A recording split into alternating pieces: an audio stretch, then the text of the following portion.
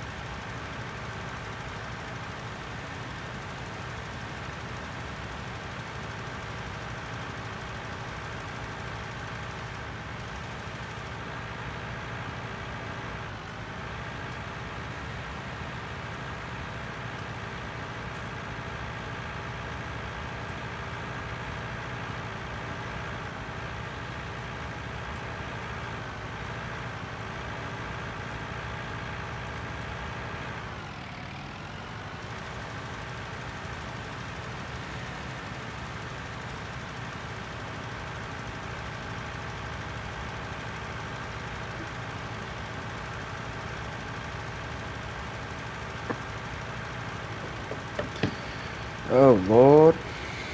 Oh Lord, oh Wanda.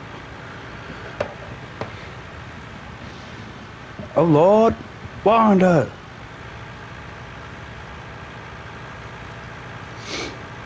I'm just sitting here fucking farming and shit. Shout out to all the real farmers though. I don't know if they'll be going. Making food for me to eat and shit.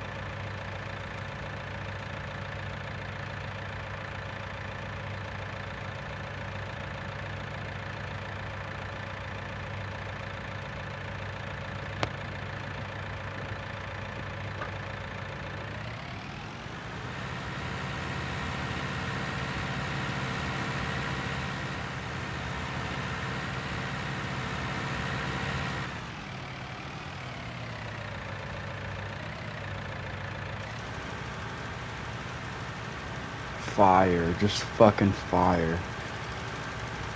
Super nice. Super nice. Helicopter, helicopter. Oh shit, he didn't even, I mean, he fucking cares, right? That's not my field, is it? No. I would buy it, but there's hella fucking trees, man. I don't even have a truck, do I? I just have all these. Let's go scope it out. Scope it out, twin.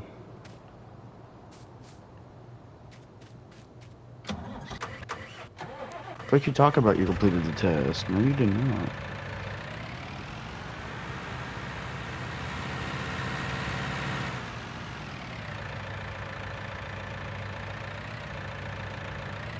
You stupid whore. There you go. What are you talking about? Test completed. No, it's not. Lying ass dude.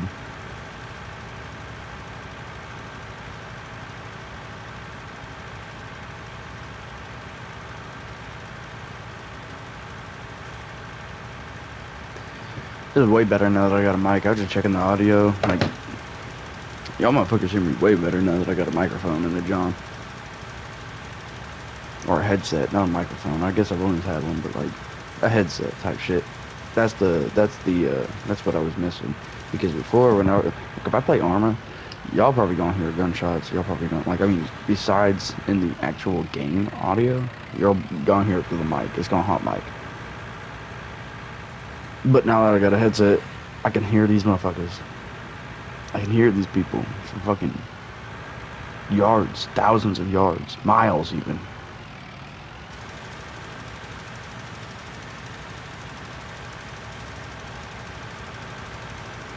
I need to clean all my tractors and everything. Fucking, I tell you what. Where's it at? I'm pretty sure the cleaner thing is like right over here. Can't you move it? Can't you move the power wash thing?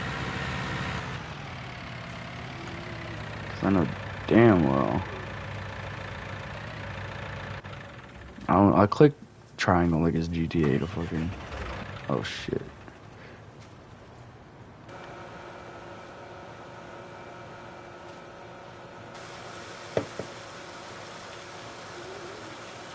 Clean, clean, clean.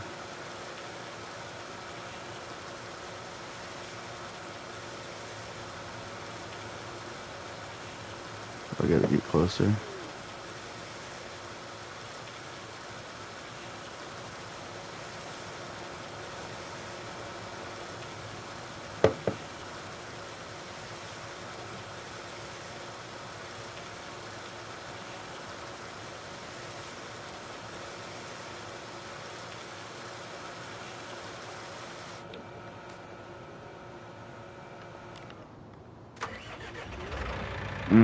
Oh, spotless. I forget which one this one is. What fucking tool is this? Cultivator, yeah. That's right. After you harvest, then you cultivate, and then you sow. I'm fucking stupid though, so sometimes it's like, what's that other one? You still working? Oh yeah, it's one.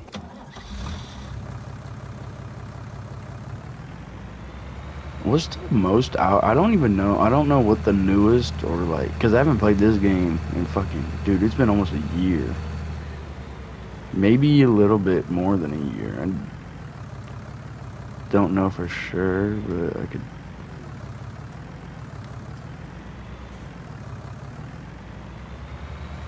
Holy hell.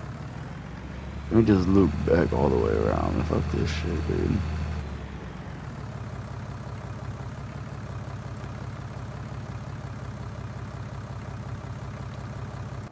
There you go. Big dog, big dog.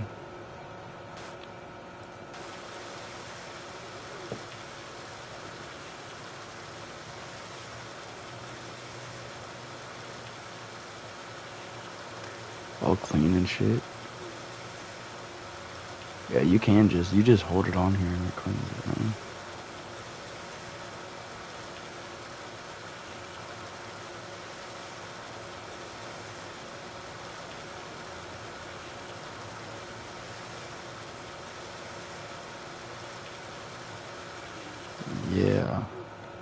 Yeah, yeah, that's how we do.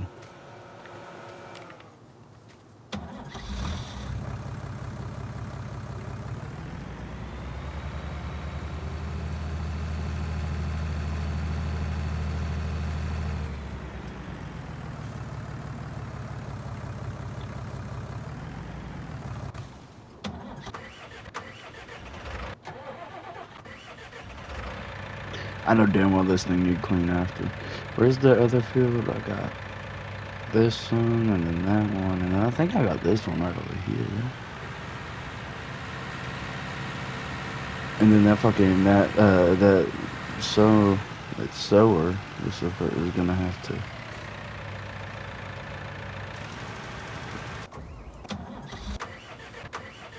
What is this called?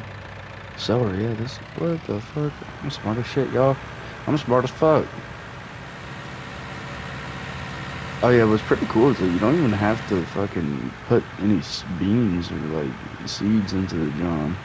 It just, the sower just, the helper, like, I don't know, it fucking obviously plants the shit. So, that's good stuff, I guess. If you didn't know, I don't think you need the type of seed, like, I don't think I got any seeds, but any one of them that, like, if I wanted to plant sunflowers, I probably could. Without having any of them, like, I haven't played this, like I said, in a while, so that's probably, I'm pretty sure that's how it works. But, the brakes on these drones are horrid. Oh shit, I forgot, I clicked the wrong button. Oh. Where the thing at? Where the thing at, though? I know this thing needs clean, clean, clean. So does this. Now it's gonna look all pretty when we go to use it next. Because that's definitely how farm equipment is supposed to look. It's supposed to look like that, boys. Can I take this all the way? Oh, okay. Okay. Sorry, twin. Didn't mean to cause any problems.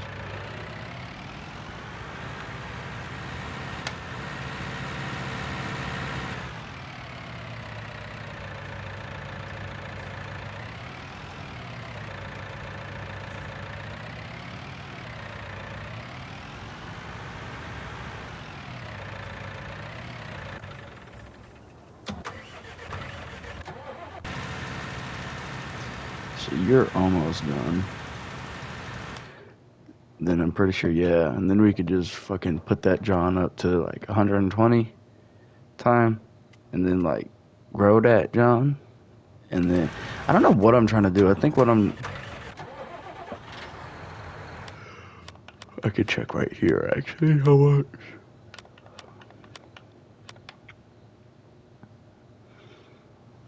Out of 200,000 units,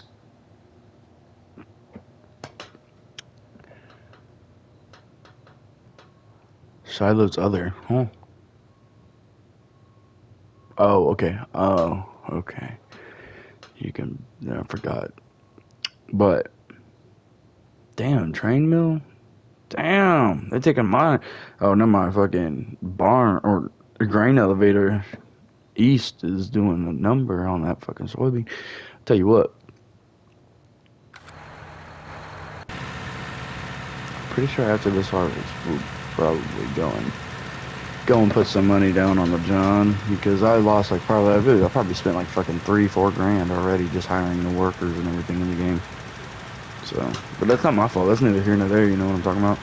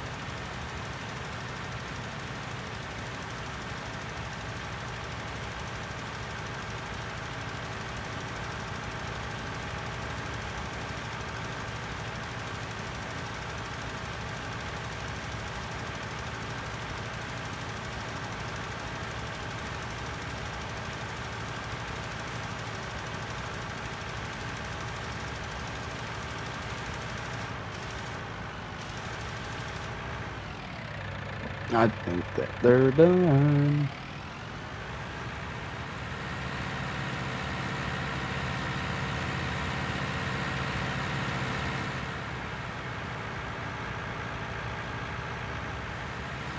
Oh shit. I was like, what is that? That was a bird. A goddamn bird. That was the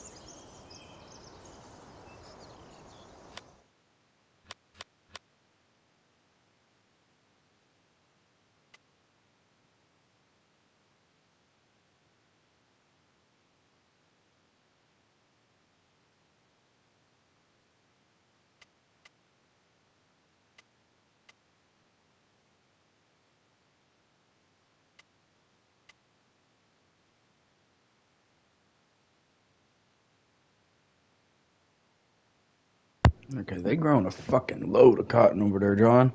Jesus.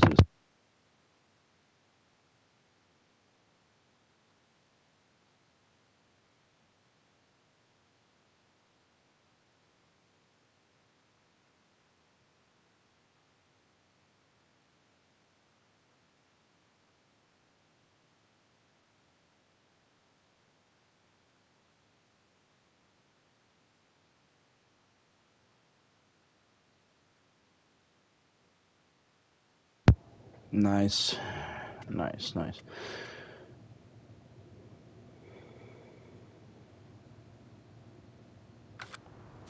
Look at all these. Look at the soybeans.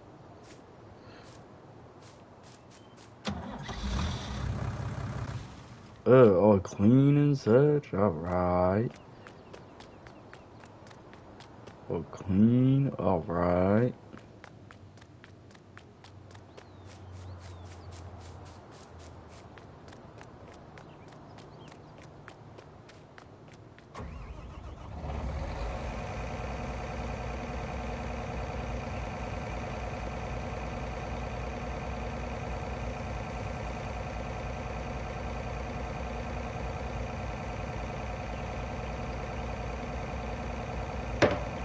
Dang. Damn.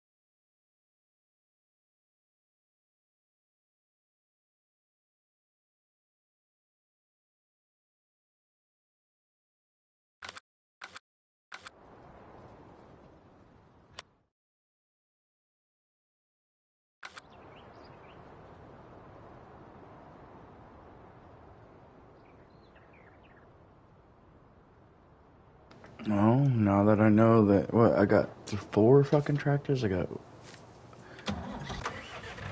okay, 1, 2, 3, 4, that's it? Just 5? No, 5, I got 5. 5 tractors.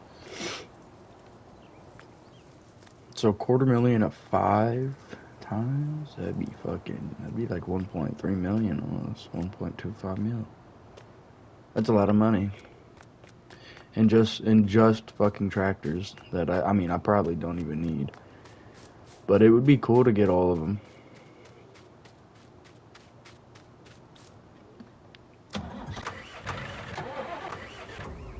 Oh, is it ready? Is it ready now? Oh, great.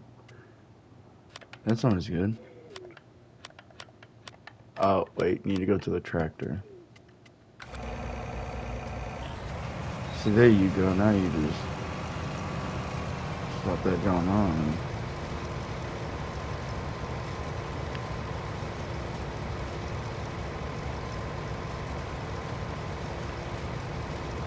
What would be cool is if you could set the work speed to, like, if I could set the work speed after it gets done with this strip and then the next to, like, the same work speed as this, maybe a mile per hour slower, then I'd be able to fucking, like, run a line of these Johns through the fucking, like, hire all the workers, run a line of just equipment through one of the fields, and it'd just be all fucking done.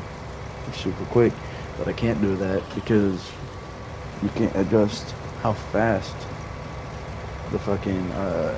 the working speed is, I don't think. So you gotta, like, you just kind of gotta deal with it, which is fine.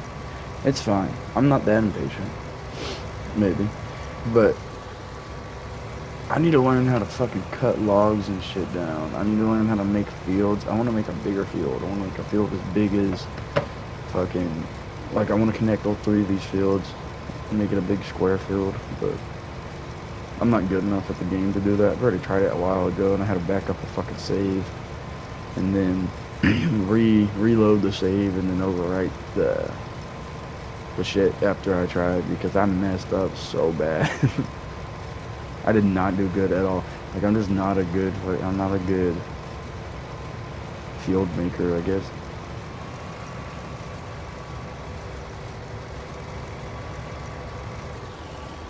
I'm still on the starting field, but it works. It works.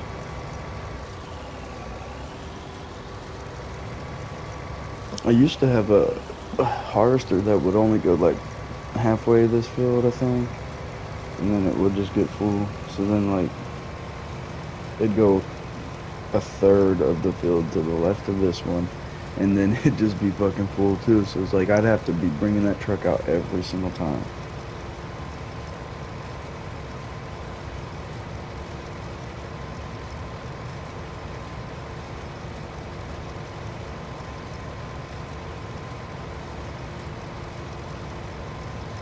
I mean, the farming industry is going down in real life. Fucking might as well just play it on the game. I'm not even a farmer.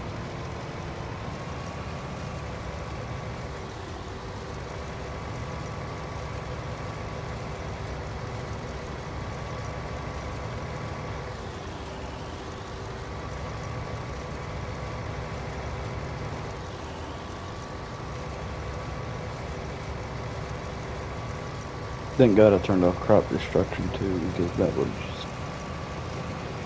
would have just ate all the fucking crops.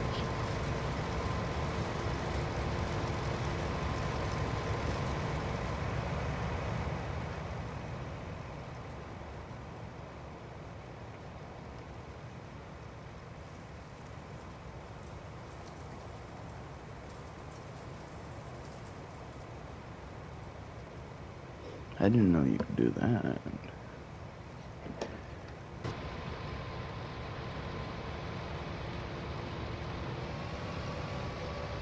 Oh shit, was it a co-pilot seat?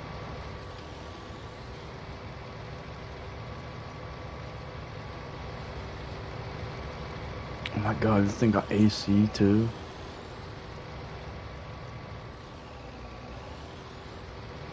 Bro, my Johns do not have AC. My car does not have AC. Like, in fucking In the world, my car does not have AC. But in the game, my tractor does, so I guess that's fine.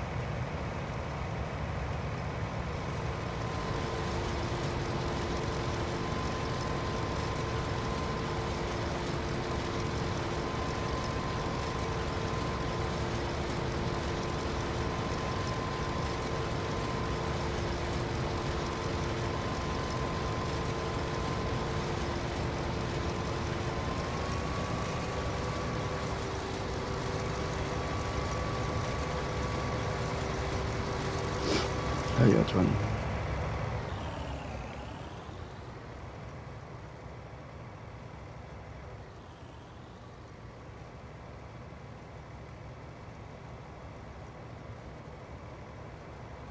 Nice, nice. Nice, nice, nice. Probably plays on Arma. I just want to fucking. I don't even know why I started playing this. Just to have a little fun. Just a little bit of fun.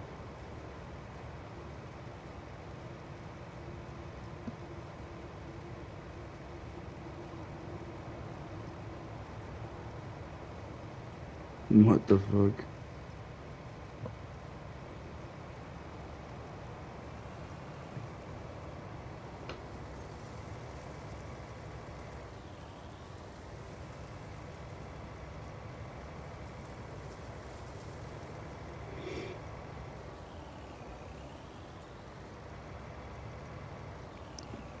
Dude, I just got added to a fucking spam. What?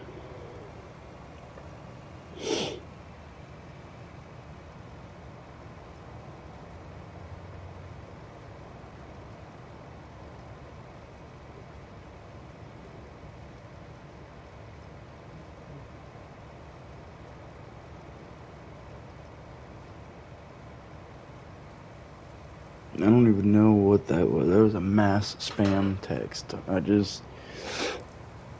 didn't even go on Indeed. I have a fucking job. I have two. But maybe it's from, because I went on Indeed to get my main job, my full time, and then I knew the fucking people at the part time. But that's, it was like, what the fuck? You're a little late, dude. I guess it was probably about like, shit, I got the job in like April. But I applied, I think, February, the last week of February, and then the second week of April, like April 16th is when I started, so I don't know. I guess possibly they could do that, but more than likely it's just data farmers trying to get some other shit out of you. Because, like, the spam text is fucking, it said, do something about you can get paid like $250 to $500 a day for an online representative to help businesses grow their online presence. And it's like, bro, no, no, I'm good. I think I'd rather not get scammed. Please text us. Like, bro, no, fuck you. I'm good. I'm good, big dog. You can go ahead and keep your Indeed spam emails or text messages, whatever you call them. But it's not even just Indeed too. You get like those like toll road emails or whatever, or texts. Like, you owe tolls, and I don't even go through tolls, big dog. To go to work, I don't even take the highway.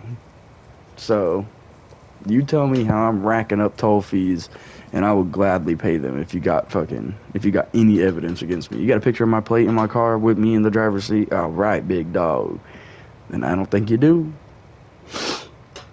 I've been through a toll road one time with my car, and that was 2 years ago when I first got it, and that was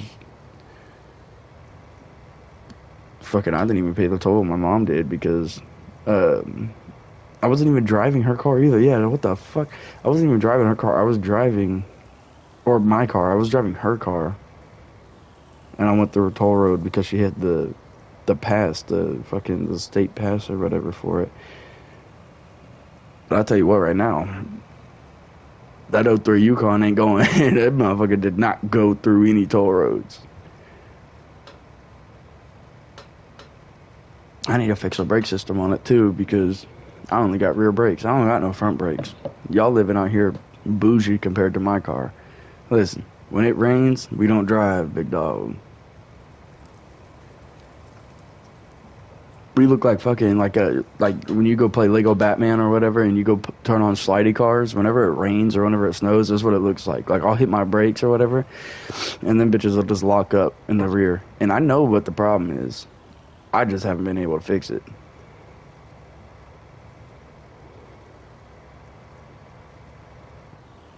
That ain't my fault though, honestly.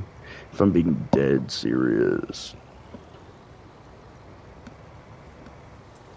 It is fucking... It be whatever though, it be like that. It be that way. It do be that way. Brother.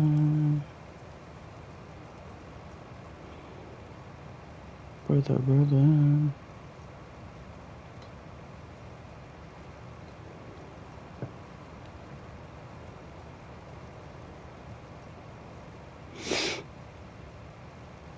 I might even play some fucking... Dude, I would play Battlefield, but honestly, I don't even know what's wrong. I grew tired of Battlefield, though. Like, it's not a bad game, no. At all. It's not. That's objective to some people. Some people might say, yeah, it's a horrible game. I haven't played Battlefield 6 yet, and I don't know if I even want to. I don't know if I'm gonna be even fucking able to play that shit, because I got a baby, okay? Well, not right now. He on the way, but there's no way. And plus, I don't even get the same, like, I don't got the same heart for games that I did when I was living with my parents or whatever. It's just, I got so much shit now to do, which is true, it's just life. Say la vie or something, but, you know, I got too much to do just with work and the house and like everything just in between.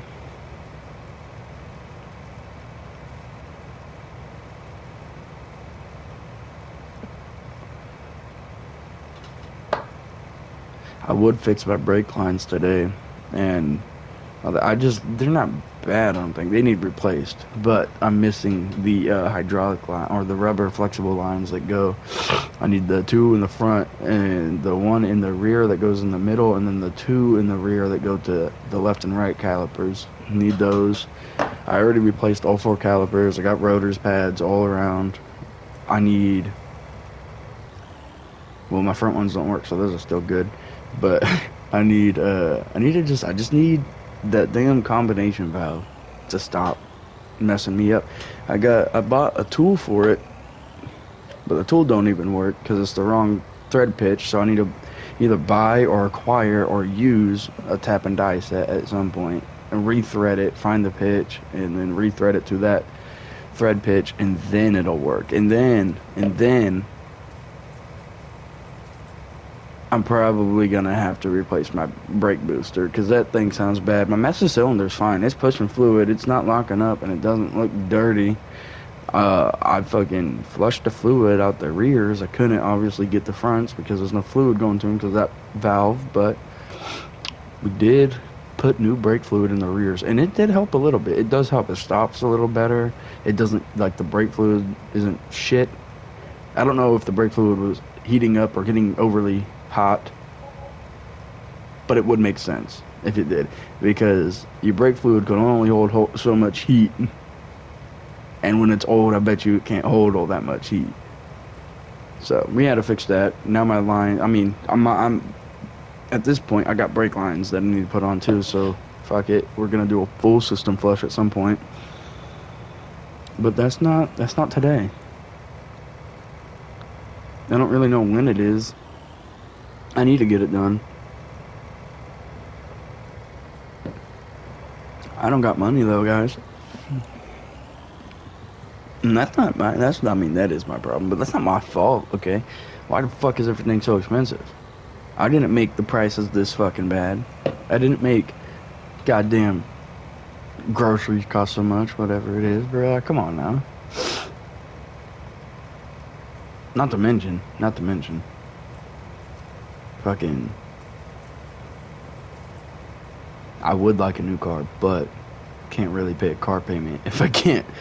Like, I just fucking, I don't really want to either. I don't want to pay a car payment. I mean, I really would rather not. If I could fix my car, I'd rather not pay a car payment. I got an '03 Yukon with like 290,000 miles. All right, that John, she's still working. I do regular oil changing. I do all the maintenance that I'm supposed to, besides obviously the brakes need done, but I'm obviously putting effort towards it. The main thing is like that thing, it just looks ugly. That's it. It looks ugly, but if I fix the brakes and the front suspension for the rattle, which I'm not sure, it could just be worn suspension parts, to anything as severe as like a fucking rack and pinion or anything. But my steering is fine for a 20-year-old car. Yes, it's sloppy and it is a little fucking shaky, but if I get my front end suspension done, it won't shake the wheel as much.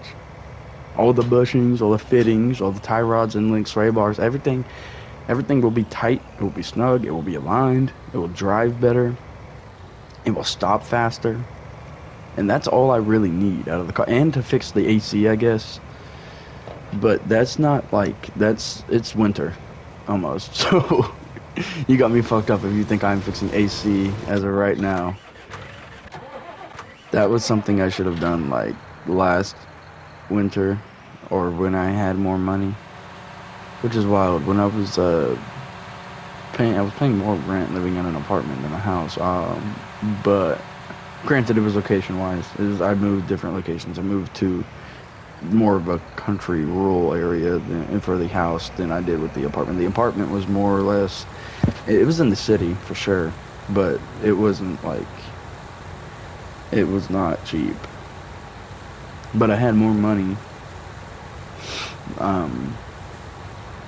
mainly because I just didn't like, I don't know, didn't use as much. I also wasn't paying for my phone bill either, so that's also what changed too. Is I now have another $180 because I pay for my phone and internet through the same place, but I now got $180 more that I need to spend per month to fucking keep my internet on. And after I keep my internet on, then or like I pay rent, pay my phone bill, internet, insurance, pay all that shit, and then obviously somebody's gotta go buy food. So there's gotta be me, or me, my girl are gonna do it. But like with the baby coming and everything, bro, I don't know. I don't really want to make her use all of her money just to go buy it.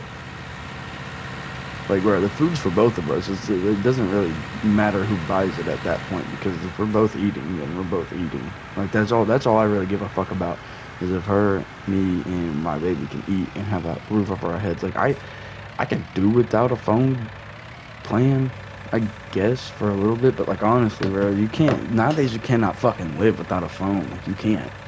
I can do Wi-Fi calling, but I'll only get calls at home or at work, you know what I mean? And then I'd have to cancel her phone plan too.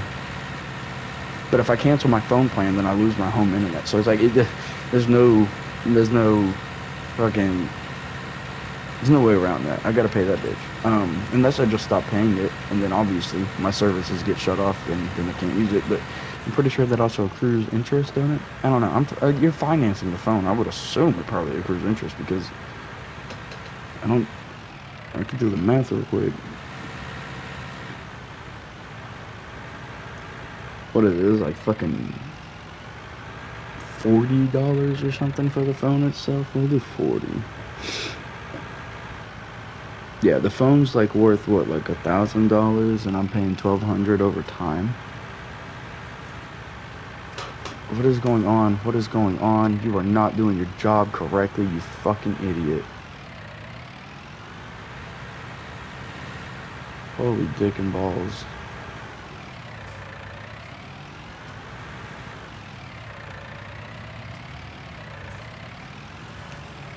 This is why we can't have nice things in farming land.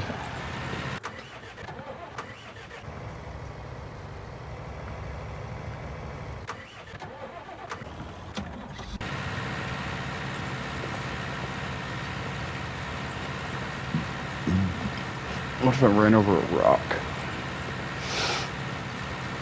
What would happen then?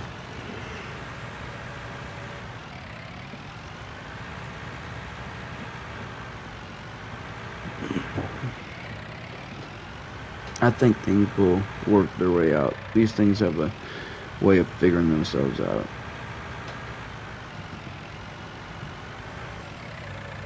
I've almost been streaming, I think it's been like almost an hour, right? Gotta be. Oh yeah, another thing, I have fucking AC broke in the house too. You know, I gotta call the landlord at some point today and fucking get that figured out and probably mow the lawn too, needs to be done. I don't fucking know. I got not a lot of things to do. It's just boring tasks to do, I guess, today. Who the fuck wants to call the landlord to come fix, or like not him personally, but have somebody come out here and fix the AC, bro? I don't even know if I'm gonna be able to pay for it. I might as well just fucking do it myself. I'm pretty sure I know what it is. I work on cars, not HVAC. I'm not an HVAC tech.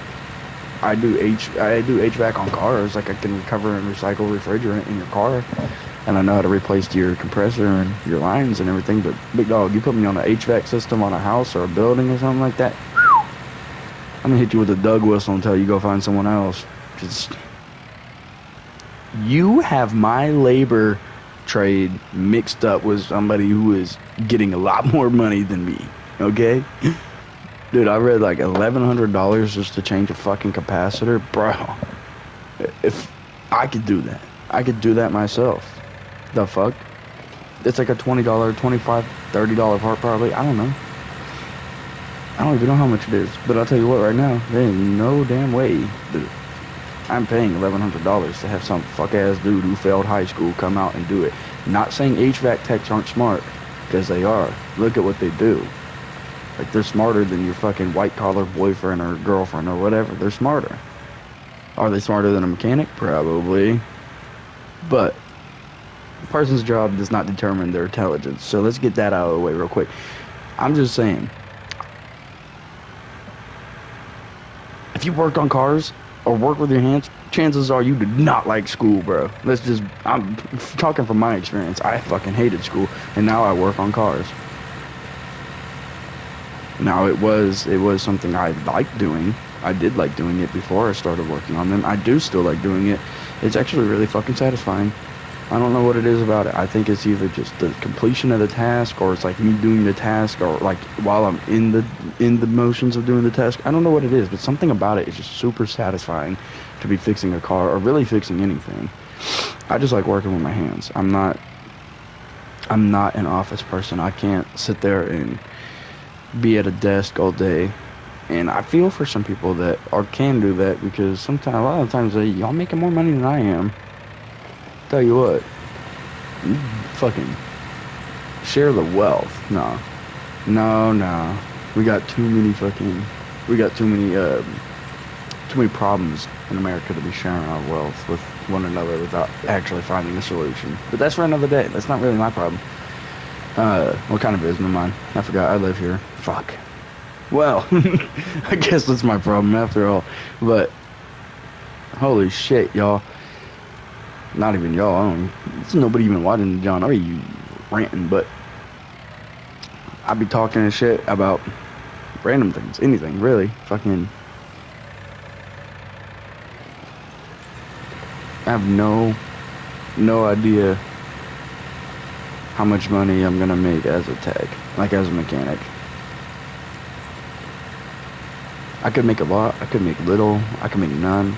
It doesn't, I don't know. It depends. It depends on the level you're at too. If you're like a master tech, yeah, you're doing pretty good. But like, it depends on how you live as well, you know. There's a lot of things that depend on how, like if I lived with my parents right now, I'd be making good money. I'd help them with rent, but it would not be as much as I pay now. And then I'd have more money to pay my phone bills and my insurance and everything else. I'd have more money available and ready to spend, but I rent a house. Like, there are just some things that money, like, I mean, yeah, money can buy your peace or whatever. If you got your own house or a little place to go away, it can buy happiness. If you if you get a car, if you get, like, it can buy a lot of things. It can't buy eternal happiness. It can't buy self-peace. It can't buy, like, your self-worth. It cannot buy who you are as a person and, like, what you enjoy in life. Like, it can't, don't get me wrong, there are some things that you can buy that you can definitely enjoy in life, but a lot of the times, big dog, I can't buy my fucking girlfriend or my kid. Like, those are the two things that I really give a fuck about in this world. And, like, I think that that's great. I don't think that that's a problem at all. Personally, I kind of, that's kind of really all I fucking want was, like, a house, a girlfriend or a wife, you know, and we'll get married soon at some point, but, you know, that, and then, a kid. Damn, why am I blanking? I almost said his name. But yeah, no, I mean, that's really all I want in life. And materialistic items, I probably just want a different car. And to get her a car.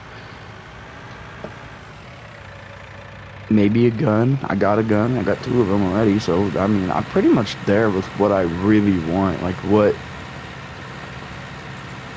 I enjoy doing. You know what I mean?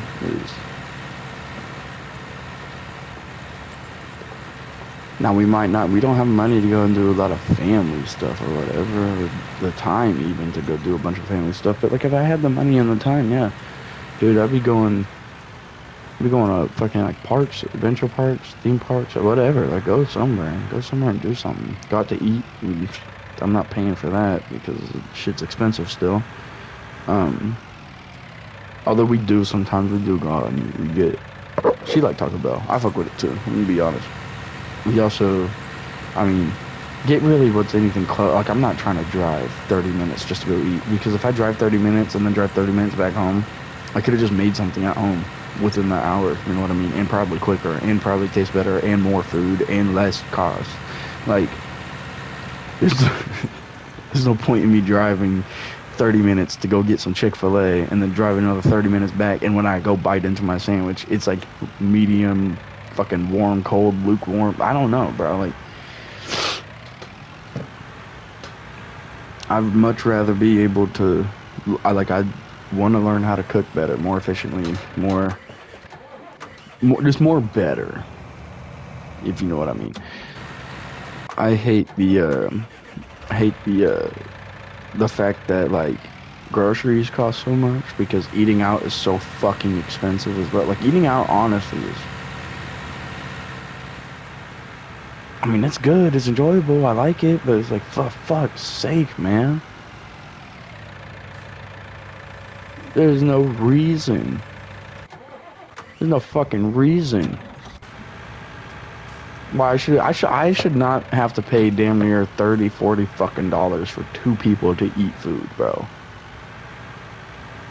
Or 25 or 30. Like, I should not have to pay that. It should be like fucking 15, 20 to feed me and her. You get like 2 McChickens, large fried, large drink, whatever. That's like fucking $10. That's 10 fucking dollars probably already. Maybe even 12. I don't know. We'd have to do the math. I'm not going to sit here and do it right now. But I can promise you, it is more money than what I am wanting to fucking, what I think it's worth. I could spend that same $10 at the store, go buy hamburger buns, go buy ground beef or hamburger patties, whichever one. The patties will probably be more expensive. And then go and get, like, the condiments, the cheese. Like, yeah, you might spend let's just say this. If you spend the whole $20 to $30 at the grocery store to go and buy your food, yes, you will have more. Is it going to taste the same as McDonald's? Fuck no. But you just made that food. It's infinitely more healthy at that point, because you know what the fuck you just put in there. If you put in some fattening shit or some sugar or something like that, you know is not healthy for you or something like that, or you just overeat too much of it or whatever. Like there's 2 different things. You can overeat, or you can just have unhealthy food. I'm not a dietitian. There's a lot more that goes into it than that, but I can promise you right now, cooking food at home is probably, in my opinion, healthier. And honestly, more hygienic. Because I don't want no 16-year-old fucking sitting in the back saying type shit while trying to make my hamburger and sneezing and coughing, trying to hit a cart and a vape all over the fucking grill. Like, come on, big dog. But you know, I mean, I know not all youngins do that. Not all people who work in fast food are like that. Like, there's some fucking commendable people who work in fast food.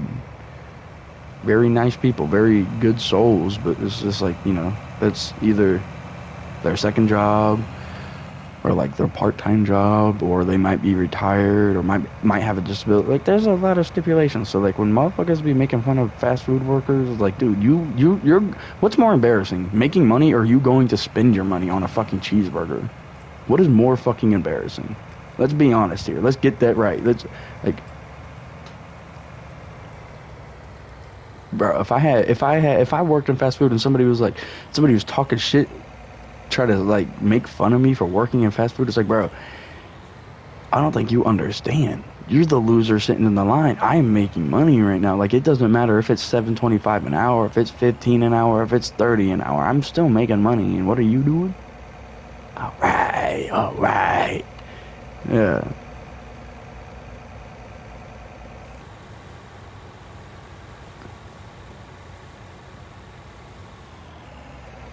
This is horrible. Oh, come on. Oh yeah. But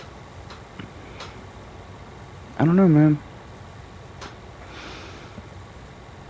They fine by me, honestly.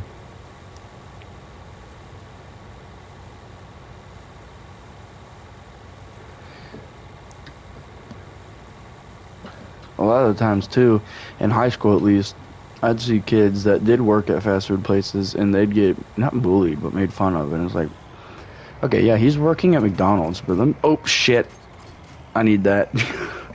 Yeah, he's working at McDonald's, but like, you know, you're sitting here for 8 hours a day in school, talking shit to people, being an ass, not even completing your work. Your parents are pissed off at you because you're failing in school. Like, you're not all that, big dog. And I'll be honest, for probably about like 2 years, I probably was that kid. But I don't think I've ever made fun of people who worked in fast food. I think I was just an asshole at some point, and which a lot of kids are. I'm pretty sure I was just a fucking asshole, and I was mean to some people. And once I got into like middle school or high school, because I'll say probably like 6th, 7th grade was really when, so not like towards the end of middle school is when I like kind of just stopped giving a fuck about about other people's lives. Like, I'm more focused on mine at that point, because it's just, I don't know. I wasn't doing good in school in 6th grade or 7th grade anyways.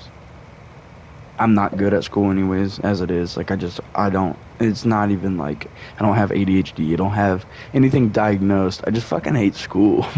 So, yeah, I'd fuck off in school. I'm not the one to call you fucking stupid, because I know I'm stupid, bro. How the fuck?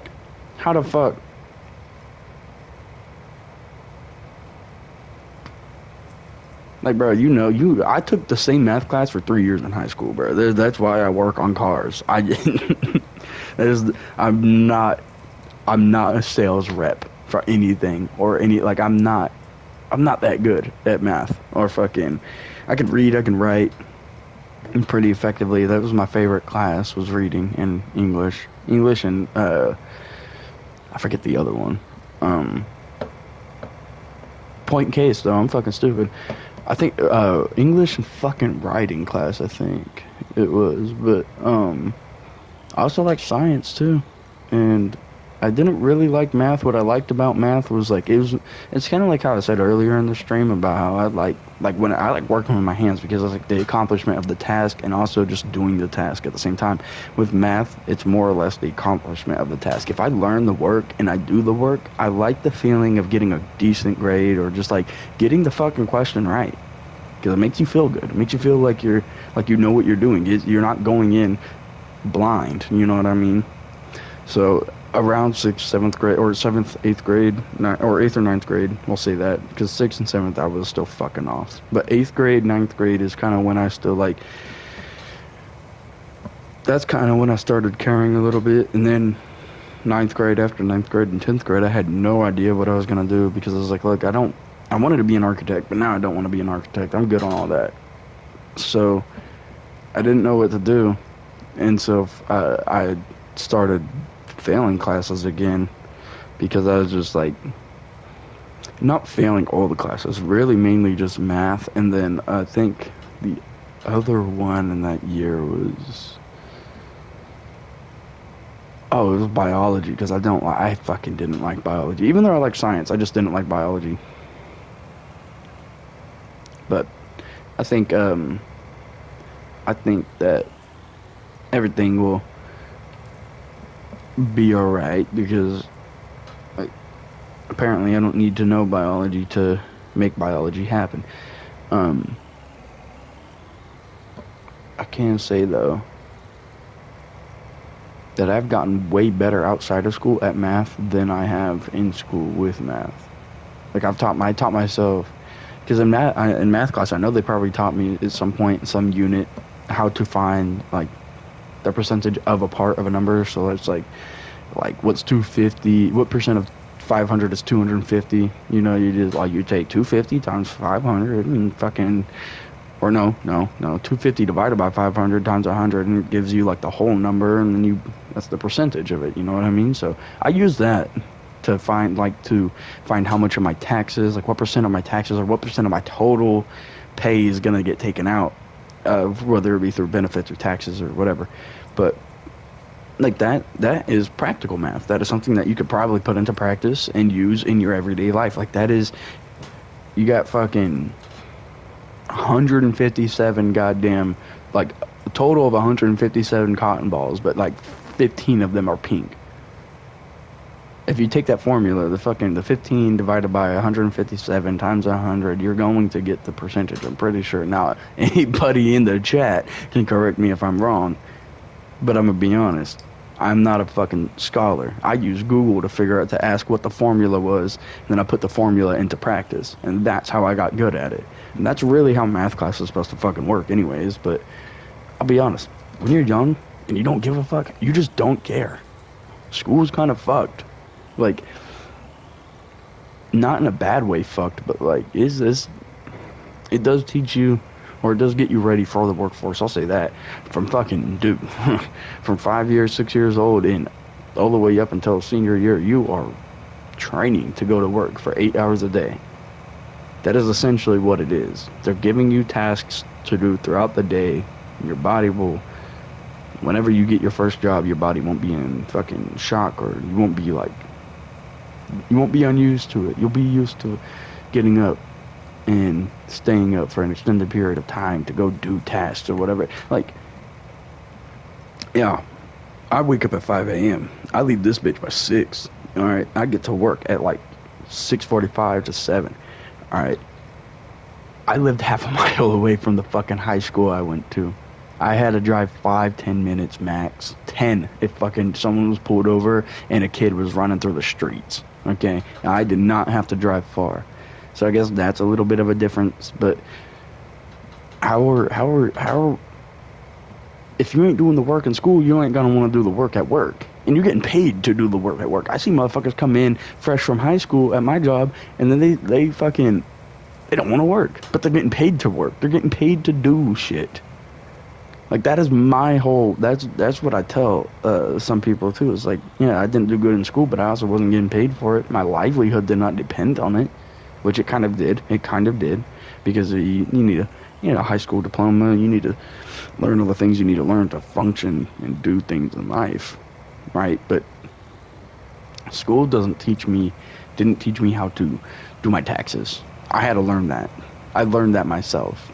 For like when I was 18, that was the first year I did taxes, because that was the first year that I actually made a meaningful amount of money where the IRS would probably want to know. And also, to be fair, that was also the first job I had that was through a company that wasn't like, now this might be illegal, IRS, come after me if you want, but you could suck my cock. I was getting paid under table for the fucking jobs that I did in high school. And besides one of them I just didn't make that much because I was part-time and I only worked like 20 hours a week. And at fucking $12 an hour, $20, 20 hours a week, they're gonna take like $5, $10 out of your taxes, and that's for medical taxes. It's like state income and medical tax. That's all that gets taken out. But this job, I got my full time, fucking 40 hours a week, benefits, everything. Like I got the shit. You know what I'm talking about? So it's like for me to go in there and not want to work and not want to do the tasks that I, one, signed up for, and two, was hired on to do, then I'm sorry, but like, yeah, there's very little hope and very little like promise that you're actually going to get somewhere if you think of it like that. Like if you don't want to go and do work, if you don't want to fucking work, I don't want to work 40 hours a week. It doesn't matter, bitch. You're gonna have to work. You're gonna have to work at least 40, maybe even 50, maybe 60. I don't know. You get a good enough job, like a fucking instantly 6-figure salary or whatever, and the next year you're gonna be making fucking from 100,000 to like 250,000 or whatever, and you could budget that and live within your means, because I see a lot of lifestyle inflation going on nowadays. But like if you can budget that and live within your means, good for you, bro. You're making okay money. Right now I'm making shit.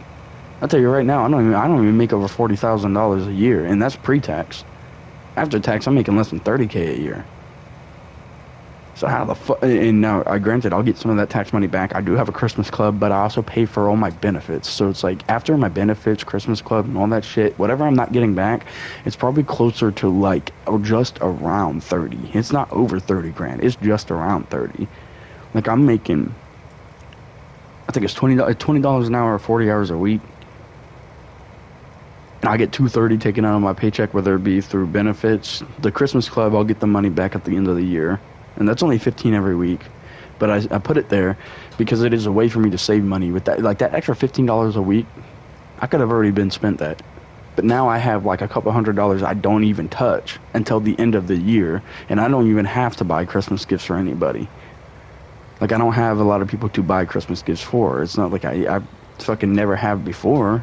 I have for my friends, and it's been like small little things because I couldn't afford big things. But like I'm pretty sure all that Christmas club money that I got locked away is either going to go into savings or it's going to go directly to my child, because he's going to be here when I get that. So there's no fucking, for me at least, there's no,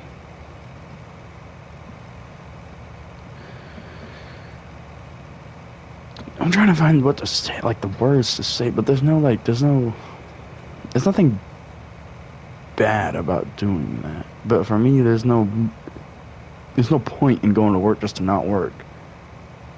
Like, you're gonna get fired. Your day's gonna go slower. And you're probably not gonna fucking, if you already don't enjoy it, doing nothing all day at a place that you don't even like is going to be way worse than doing something at a place that you don't like. Because at least when you're doing something, you can probably get caught up in the fucking emotions and just, you're just going. You're just fucking working. That's all you're doing. You're not concerning yourself with what dude is doing fucking 3 states away on IG Live trying to talk about crashing out and fucking going shooting up this gas station or going fucking buying 20 lottos. Like, you ain't even concerned about that. Right now, what you're concerned about is your job, making your money, and doing your task. And you're not even thinking about any of it because you're carried away in the work. I'll be sitting there doing oil changes at work, and I'm like, man,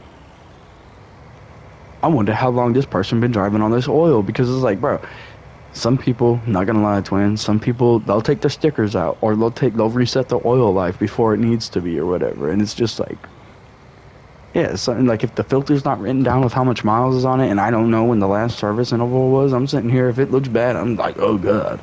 I'm sitting here and I'm wondering, have you been running $8,000 on an oil change, or have you run, like, what are you doing? Because I know manufacturers like Hyundai, they'll recommend like a 10,000 mile oil change. I'll slap you in your fucking face if you told me to change my oil at 10,000 miles. I don't give a fuck if I was born in '03. I'm an old head when it comes to that shit. You change your oil at like 3,500, 4,000, maybe 5,000, okay? If you really can't afford it. But like 35 to 4,000, we'll say 4,000. 4,000 miles to 5,000 miles on an oil change, pretty good, pretty decent. That's what you want to do. Or every 3 months. But to be fair, the 3 months thing, that's why I said I'm an old head. The 3 months thing comes from back in the day when you didn't have all the additives in the fuel or in the oil that you do nowadays. Like nowadays, oil breaks down way, way slower than it did back in like the 70s or the 80s.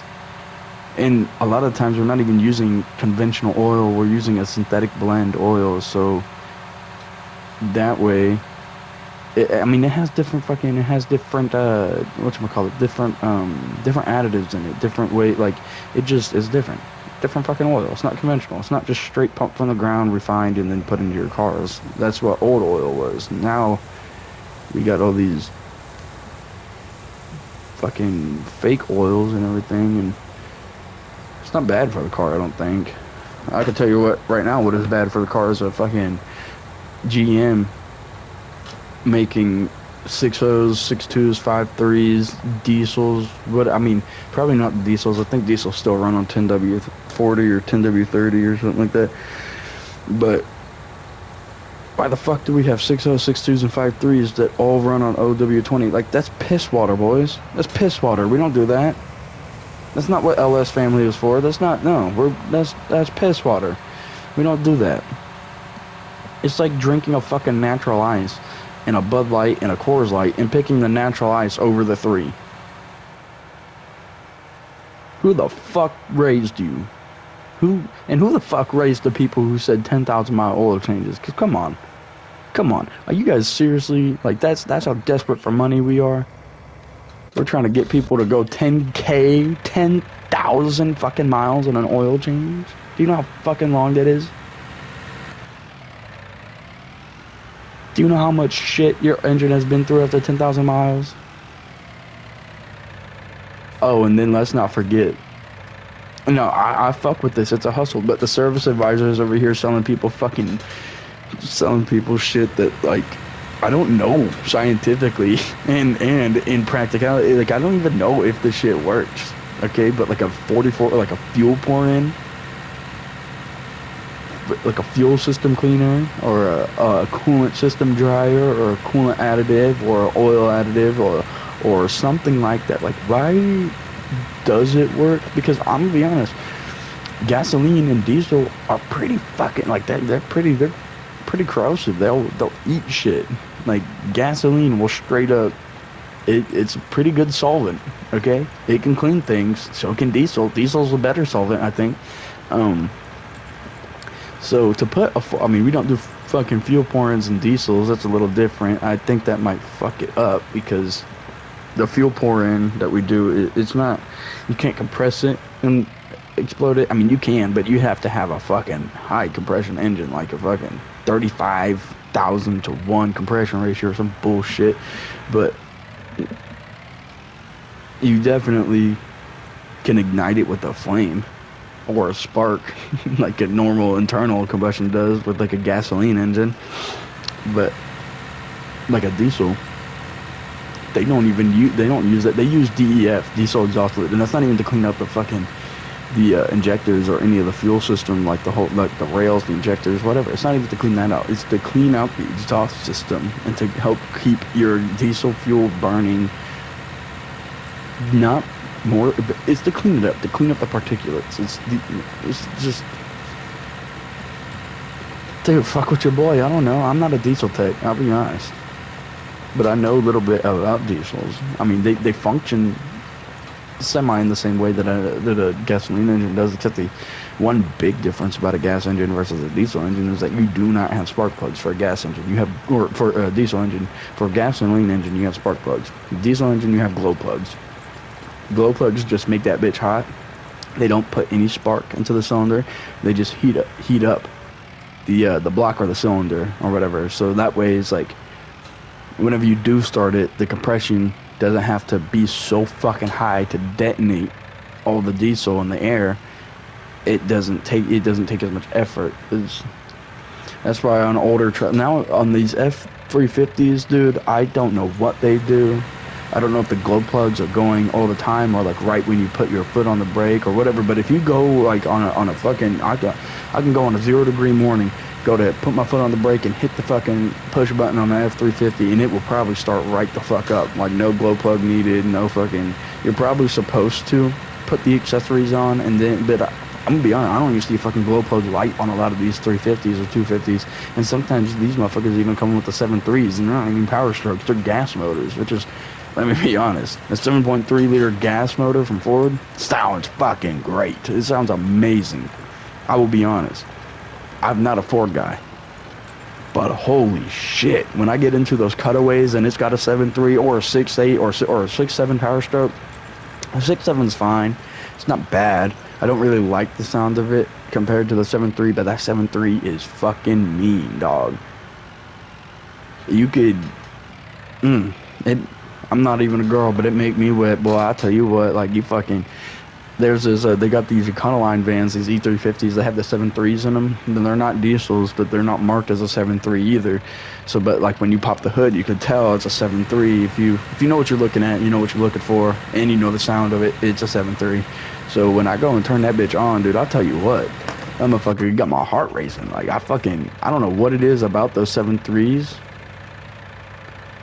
Fuck with your boy on one though, because if I had $100 grand, I'd go buy me a 7.3 fucking F250 Super Duty. And trust, I would keep it stock. I'm not that guy. I'm not a pavement princess warrior. What's wild is that I actually go off-roading more in my Yukon, and I don't even go off-roading like legitimate off-roading. I'll go on gravel and dirt paths or whatever to go like shooting, or to go to target practice or whatever it is that I'm doing. But it's not like I'm going to fucking mountains and like doing what you see those Jeeps or whatever doing. And let's also talk about another thing. Why the fuck do people buy dickhead ass Broncos that are like 7 feet tall with fucking mud grabs and they just don't use them? There's been like 3 Broncos since I started working at Ford that have came in and actually have been used to do off-road purposes. Also, the trimmer packages on these F-150s and these F-250s, bro, if you're taking an F-250 off-road, you're a man. You are a fucking man. I'll tell you that, because you're not afraid of getting that big bitch stuck because you know how to fucking drive it. But I'll tell you what, because the truck is more than capable of doing it. I'm pretty positive it is more than capable. It's a little long to do it, but to be fair, if you were going to take a truck off-roading, I wouldn't even get an F-150 or an F-250 or even a Maverick, because why would you get a Maverick to go off-roading? Even though they got trimmer packages now on the Maverick, I'm pretty sure. But on the Rangers, like the Raptors are not off-road. They're more sport fucking off-road. Like they remind me of the Raptors. Honestly, the Raptor R's remind me of rally trucks. They don't look like a sport truck or an off-road truck. They look like rally trucks. Whereas like a Ranger trimmer package, or like the Ranger with the Raptor package, not the Raptor R package, that motherfucker look like it'd probably be off-road. But what's wild about these F-150 Raptor R's, or just like the Raptor package on the Rangers in general, is that they got fucking adjustable shocks and shit, to where you literally have a button on your steering wheel. You press and click this button and you could dampen these motherfuckers. You could put the shocks, have a sport mode on these fucking trucks, guys. A sport mode on a fucking on your suspension system. Holy dick. Like, yeah, I get the sport mode on the motor and the train, like on the powertrain, it just holds your gears longer and allows you to fucking beat that box a little more. But dude, on a suspension system is wild. Like, this is the first manufacturer I've ever seen have it, besides Mercedes, which had active, like, fucking, it had something, but it wasn't yes, you can get shocks that you can like tune to different, like, you could fucking, there's some of them that have a dial on the side. You can mess with the stiffness. There's some of them that you can fucking probably switch internal parts and make it stiff or whatever. But like on the fucking fly, without even getting out of your car, just an electronic, like, yeah, it'd probably go bad pretty soon. But fucking dude, that still blows my mind. I'm fanboying over that shit, and I don't even fucking go off road or do anything like that. But to have a sport mode and some shocks is some next level. Like, that's some shit. But yet they can't make a cheap truck. They can do all this shit. They can do all these expensive ass things on the truck, but they can't make me a fucking $20,000 to $25,000 Ford Maverick. Dude, if the truck MSRP sitting on lot with all the packages, taxes, and fees was $20,000 to $25,000, you guys would be selling Mavericks like a motherfucker. If you guys dropped the price of an Escape, of a Maverick, and the Ford Bronco Sport, you guys would be selling a whole fuck ton lot more of those, and then you wouldn't have to raise the price of the Explorer, the Expeditions, the fucking F-150s, the Raptors, or the Rangers. Like, you wouldn't have to raise all those prices, and even the Ranger is pretty... Now, $45,000 is a lot of money for a car, but like, shit, dude. Nowadays, you could buy a Ranger. That's like a mid fucking price car, dude. And a Ford Maverick, if that's how low that we're going. Because I've seen, like, you know, you can go to Hyundai and get $20,000 car.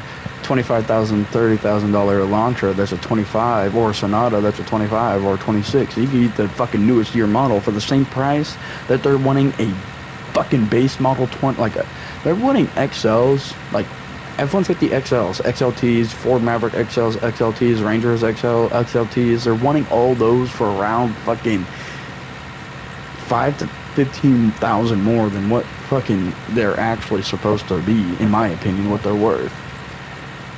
They all, like the Maverick, it has a horrible fucking, in my opinion, it does not have a good powertrain at all. It's not that it's bad, but it's got the same powertrain as a Ford Escape, and you're putting it in a truck.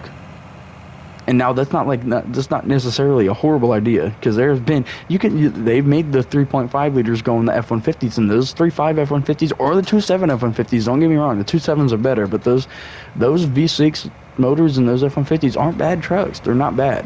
They're really not. Like, they're if they were more affordable and they were fucking more reliable, one, because that's another thing, is that cars just, dude, aren't shit anymore, apparently.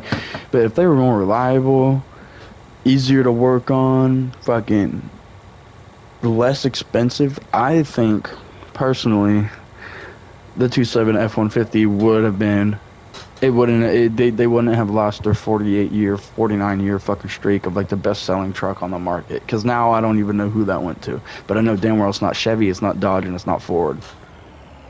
The American companies have fucked, like, have jacked their prices up so fucking much that it's not even worth buying an American fucking vehicle anymore. Because, like I said about the LS engines, they run on horse piss fucking oil. They run on, like, water for oil, and then you got Ford for the longest time has always been 520 or 530, and unless it's a hybrid motor, they're still 520 or 530. But you don't even have a hybrid motor in your fucking Escalade or your 1500 or your Silverado, you don't have a hybrid in that. But you still put OW20 or 30 in that bit. Like, I'd have smacked you in your fucking mouth for doing that to my engines, bruh. So, honestly, I think if I were to get a new truck, I'd probably buy the body of the truck. Take out the computer, take out all the shit, take out the fucking, I want the base model, I want an analog radio, because I don't want to have to deal with that wiring. Take out all the fucking wiring that I need for the powertrain, and then put my powertrain in my Yukon right now, just rebuilt.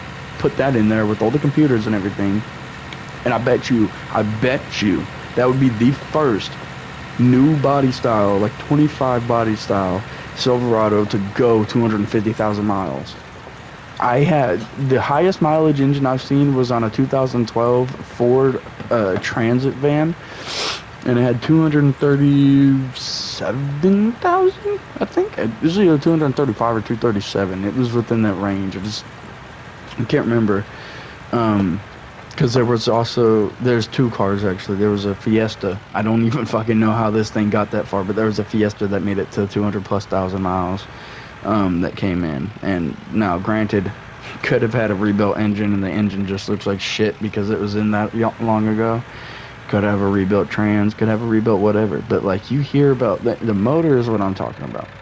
That motor, if it was rebuilt, then what I'm saying is obsolete, because obviously the motor needed to be replaced. But holy fuck, how do you get a Ford Fiesta to go 200,000 miles? And how the fuck did you get a Ford Transit van? And I'm pretty sure it has a 3.5 to go 400,000 or 300,000 miles or 200,000 miles. Fuck's sakes. How the fuck? And then you fast forward to like 13 years later, not even 13 years, like 6 years later, after 2012, 2018, dude. Motors were better, I guess. But I'm gonna be honest, I've been hearing dog shit about motors and cars since like even before COVID. Like, it's not even just because of COVID, it's before COVID. Like, no, they don't, when old heads say they don't make them like they used to, they're fucking right, dude. They don't make them like they fucking used to, because if they made them like they used to, they'd go out of fucking business. 80% or like, not 80%, I don't even know where the fuck I got that term from. 80% of people who own old cars probably would like a newer car, okay? And they probably just don't want to get a newer car because of all the fear of the cost of insurance, the monthly payment, the fucking maintenance that you're gonna have to do. Dude, you realize if you buy a F-150 Lightning or a Mach-E Mustang that you are paying 10 fucking grand, probably before a year of car ownership, to replace that battery? Now, I know that's an EV, but what makes you think that hybrids are gonna last any longer? Like, yeah, there's Priuses from the early or late mid-2000s, whatever, but how often do you see a Prius that was built before 2012 that is still running on the road today? You do not see it a lot. Toyotas make great engines. I personally think that the hybrid engines are just... Because what the fuck? You're sitting there constantly turning off and on your engine. You're going to wear out your flywheel or starter. The connections can go bad in there, so your start-stop doesn't work. So when your car does turn off, because it takes no electricity to turn your car off, it just shuts electricity off. And then it goes to restart, and you got no fucking current or any power going to what you need to. Then yeah, it's not a fucking good thing, especially whenever it does the start-stop on the fucking, in the middle of the road at a light or something, dude.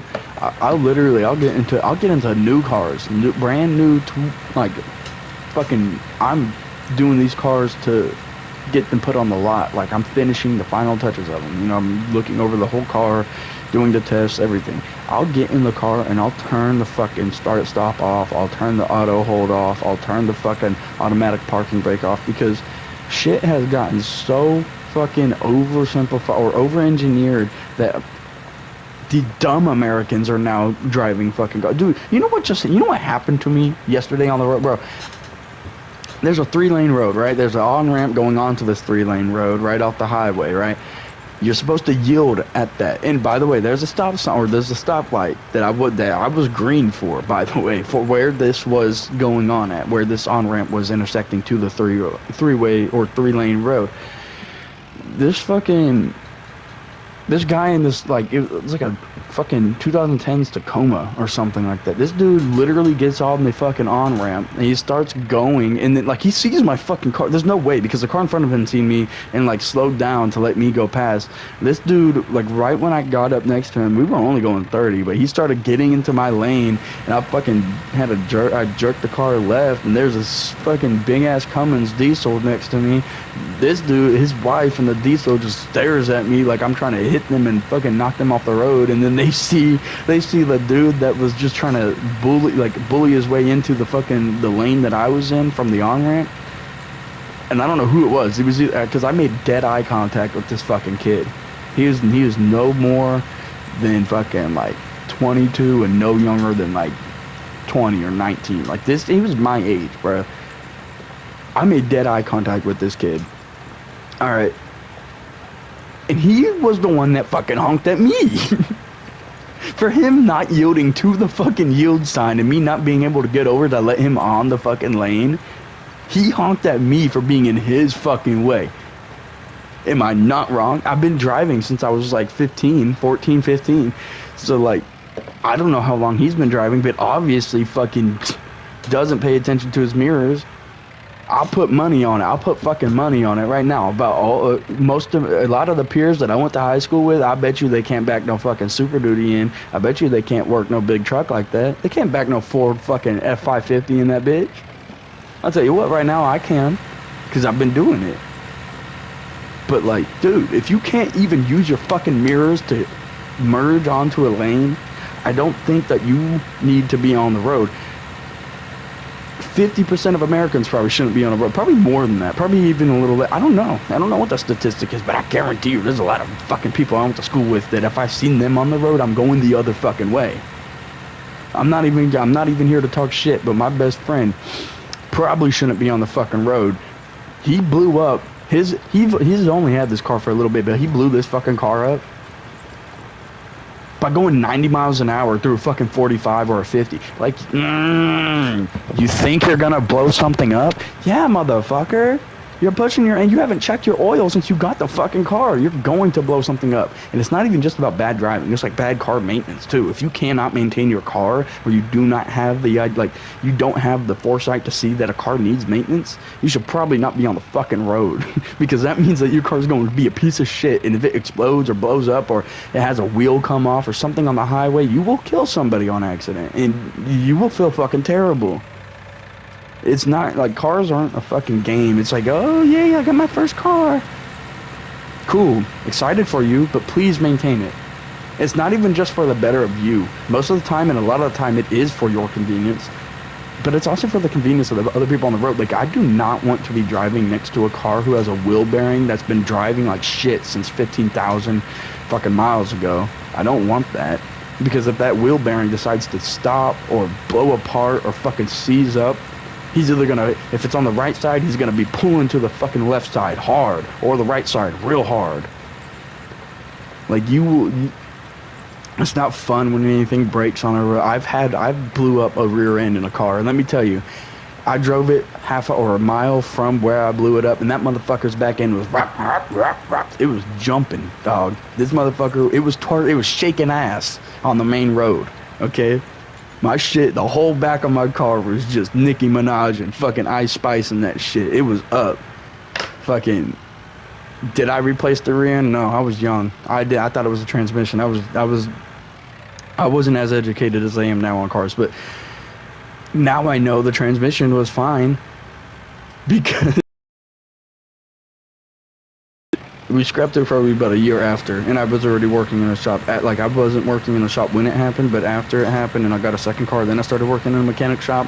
That's when I got a little bit more, like, that's when I really started working on cars. I started fucking pulling motors, pulling transmissions. I've done a lot of shit with cars, and just, you know, I've learned more. So when we went to go scrap it, I got under the car on the trailer that we were pulling it on, and I just popped that diff cover off, and I was like, I was gonna take the diff cover, except the bolt pattern was different on that versus an Escalade. So fuck no, because the one on the Escalade was leaking. So I was gonna take that one off of the Yukon and put it on there. Different years, but. And probably different rear ends, different trannies too, but either way, that motherfucker, it was blown up. It was gone. Like, that ring gear was in pieces. The spider gear was fucking... We're just not even going to talk about any of it, honestly. Like, we'll just keep it at that. And we'll keep it a buck. It was devastating to see. But, does that mean that you shouldn't maintain your car? Fuck no. I think you should. I maintain my car. My car's got 96,000 miles. 290,000 miles at least. And I still do oil changes. I check my oil every fucking week. I still wash my fucking windows, dude. I still clean out my car. My car's got more stains than a fuck bed. Than like a bed that you use in a brothel. It's got more fucking stains than a fuck bed.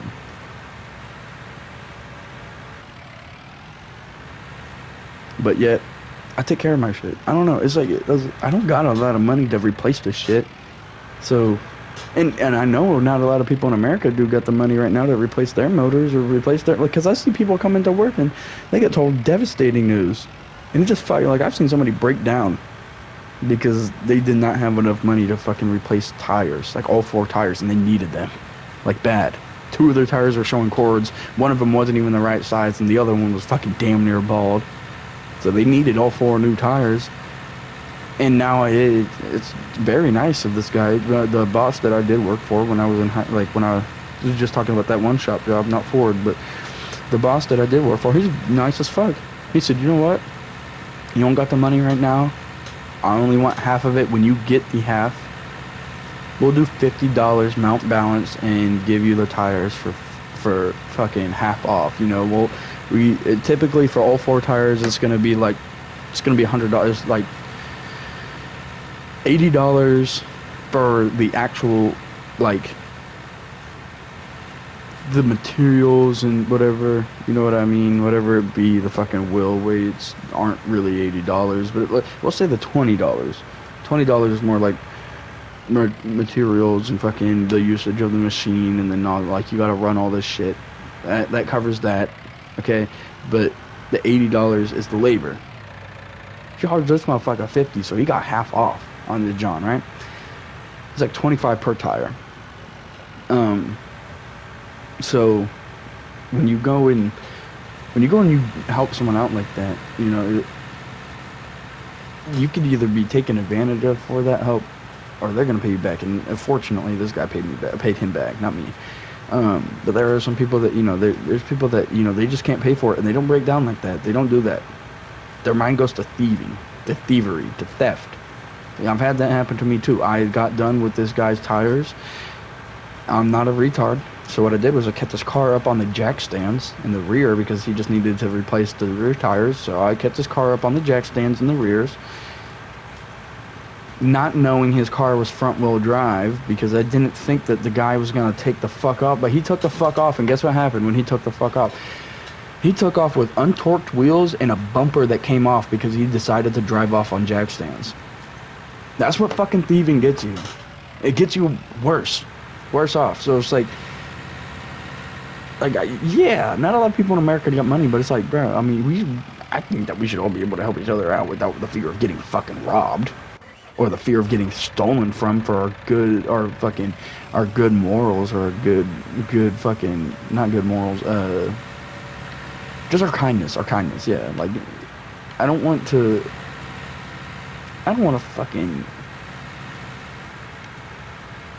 deal with that. I don't want to be stolen from. I know nobody else wants to be stolen from. I know damn well that if that guy that took those 2 tires from us was stolen from, he'd be ready to have a fucking fit. He'd probably be ready to go beat someone's ass. Like, dude, the one time that somebody actually said that they were gonna do something and, like, fucking rob me was when I was in high school, or I wasn't even in high school. This was actually right before I started dating my girl. Holy shit, it feels too long ago. I've been known to dabble in the smoke, you know, the marijuana, but, you know, I was smoking. Me and my girl go, look, I'm gonna be honest, this is before we were even dating, so, you know, I had to get her alone a little bit, try to talk to her, you know, be like, hey, what's good, you know, make some fucking relationship happen, you know, make some good connection with her, or whatever. So I went out to go get something for my car, and I was like, you want to come out there with me, or whatever. I don't know what the fuck I said. I know it probably wasn't game, okay, it fucking was not game, but I said, like, you want to come out there with me, whatever. We went out there, we smoked a blunt by ourselves. Alright, I just wanted to do that because I could tell she was feeling me, I was feeling her, wanted to see what was good. So I come back in, and thank God, because I swear to God, motherfucker, I would put hands on this kid. Not kid, he's older than me. I would put hands on this motherfucker. her sister was talking to this dude or whatever, and I take my whole ounce. I have a fucking whole ounce that I brought just because I was gonna be over there for the whole day. I brought my whole zip because I had no idea how much she wanted to smoke. I know damn well I ain't smoking with nobody else besides me and her, and maybe her sister, but her sister didn't really smoke, so you know, just mainly for me and her. And so fucking I did get to go and doing that, and I come back in, and he goes to get something out of his truck, and when he leaves, so she got two sisters. One of the older one, she's older than us too. Obviously, she's fucking with him, but they're like not that much older. They're like 2 years older. Either way, fucking her older sister and him, or yeah, no, they went out to the truck or he went out to the truck to go get something. Her younger sister told me that he was talking about trying to take my weed. He asked them where that weed was, and he tried to take it. And now I'm not the one for violence. I'm not the one to condone drugs or guns being mixed. But Playboy, you had no idea I was carrying a fucking loaded firearm. You have no idea. And if I was that kind of guy, if I was that type of person, brother, it could have ended tragically worse. Nothing even happened besides me confronting him and saying, yeah, we don't joke about that shit. Because why as a man am I going to let you say you're about to fucking, that you want to rob from me and not go confront that? Like, yeah, everybody was mad that I confronted him. Her sister was like, well, why'd you do that? I'll be damned if I let that man touch another fucking thing that I own, bro. He already talked about stealing. His ass ain't coming around me no more. I've already had friends steal from me. I don't like it. I'm not even a fucking thief. So why would I condone it? Like that's one of the biggest things that honestly does piss me off sometimes. Is like people be like, "Oh, just take it. Oh, just do it." Like at work with the food in the break room. Like at Amazon, I worked at Amazon one time. They got these big ass break rooms. They got food in them, and it's like a fucking convenience store, dude. But like, how much do they don't even check the cameras that often? Because guess what? I smoked a blunt on the warehouse floor one time. I smoked a fucking whole ass wood to my face on night shift in the back of the fucking building with one of the goddamn not the security, the fucking who are the janitors. I smoked a blunt with one of the janitors in the fucking Amazon. And I didn't get caught. I'd be hitting my cart. I'd be listening to my phone on the fucking, like, on the machines. You know, I was breaking hella work rules. But one thing I never did, because one, listen. I know it's not cool. I know it's not. It's really not cool to go smoke weed in Amazon in the warehouse. Like, just save it till you get home. Save it for in your car. Because Amazon don't give a fuck if you smoke weed. If you get hurt, then they do. But they don't care if you smoke. They will test you, and they do not even fucking test for weed. I'll tell you that right now. I went to my fucking orientation, and the only thing that you can't do is smoke like a cart or tree or really anything for like an hour or two before. And I would say like maybe 2 or 3 hours before, because you can go in stoned, but you don't want to eat or drink anything within the first 30 minutes, because they do an oral swab, and you don't want to smoke anything like 2 hours before. So, like, yeah, you could take an edible and be fucking fried and not eat or drink anything the 30 minutes prior. And honestly, an offhand topic, they're super flexible too, because I forgot my social, and they let me go all the way home and come back within the next 45 minutes, and I did it, and to be able to fucking get hired on there. And moral of the story is, like, it's not cool to go and do all that. Like, they don't even test for it, so just keep it in your car. Do it when you're not working. Do it when you're off the clock, you know. It's best for you, and it's best for them, and it's best for everybody in the warehouse if nothing catches fire. That is pretty good. There's one time I lost a fucking cart at Amazon, and guess what? I found that bitch. I found that motherfucker. I was like, I lost it, and I was like, I went to go find it in my pocket, and the bitch wasn't there. I quit what I was doing. I went all the way around the fucking warehouse. It was going aisle to aisle, and I was like, I think I know where it's at. I went all the way to the back of one of the aisles. I raised all the way up, because it was like it was one of my bins that I had already picked. I raised the lift all the way up, and sure as shit, it was sitting in the bin. is sitting in the fucking bin. Like, bro, who wants to pull open a cart or pull open a bin and see fucking Purple Hate or like just something, bro? That's a Hendrix song, but just see something like a fucking cart just sitting in there. Like they're probably gonna hit it. Bro, if I know people at Amazon, I've seen motherfuckers fucking in their car in the parking lot. Okay, at Amazon, Amazon is like high school, but you get paid to go to high school. Or it's more like college, except it's fucking more depressing than college, to be honest with you. But I will say there's some things about Amazon that I miss the being able to listen to a podcast or just really listen to something at work. Well, it's like now I'm working on cars, everything's so fucking loud.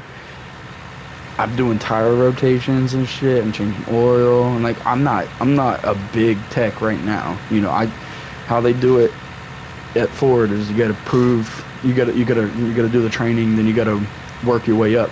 I can't just tell them, hey, I pulled transmissions and engines before, put me in mid shop and let me go, because I don't even know how mid shop works. I don't know how it runs. Okay. I told them when I got hired, I was like, yeah, just start me out at the basic, because I'd much rather learn how you guys do it and progress through this field like that. Whereas, like, if I worked for a mom and pop shop, they'd be like, yeah, what can you do? And then they'd put me to the test. Whereas I don't even have all those tools either, so that's why I said start me out lower. But my thing about Amazon was just like the freedom that you got. You got so much time off. You got 2 weeks paternal leave, so that would have come in handy, whereas here I get none.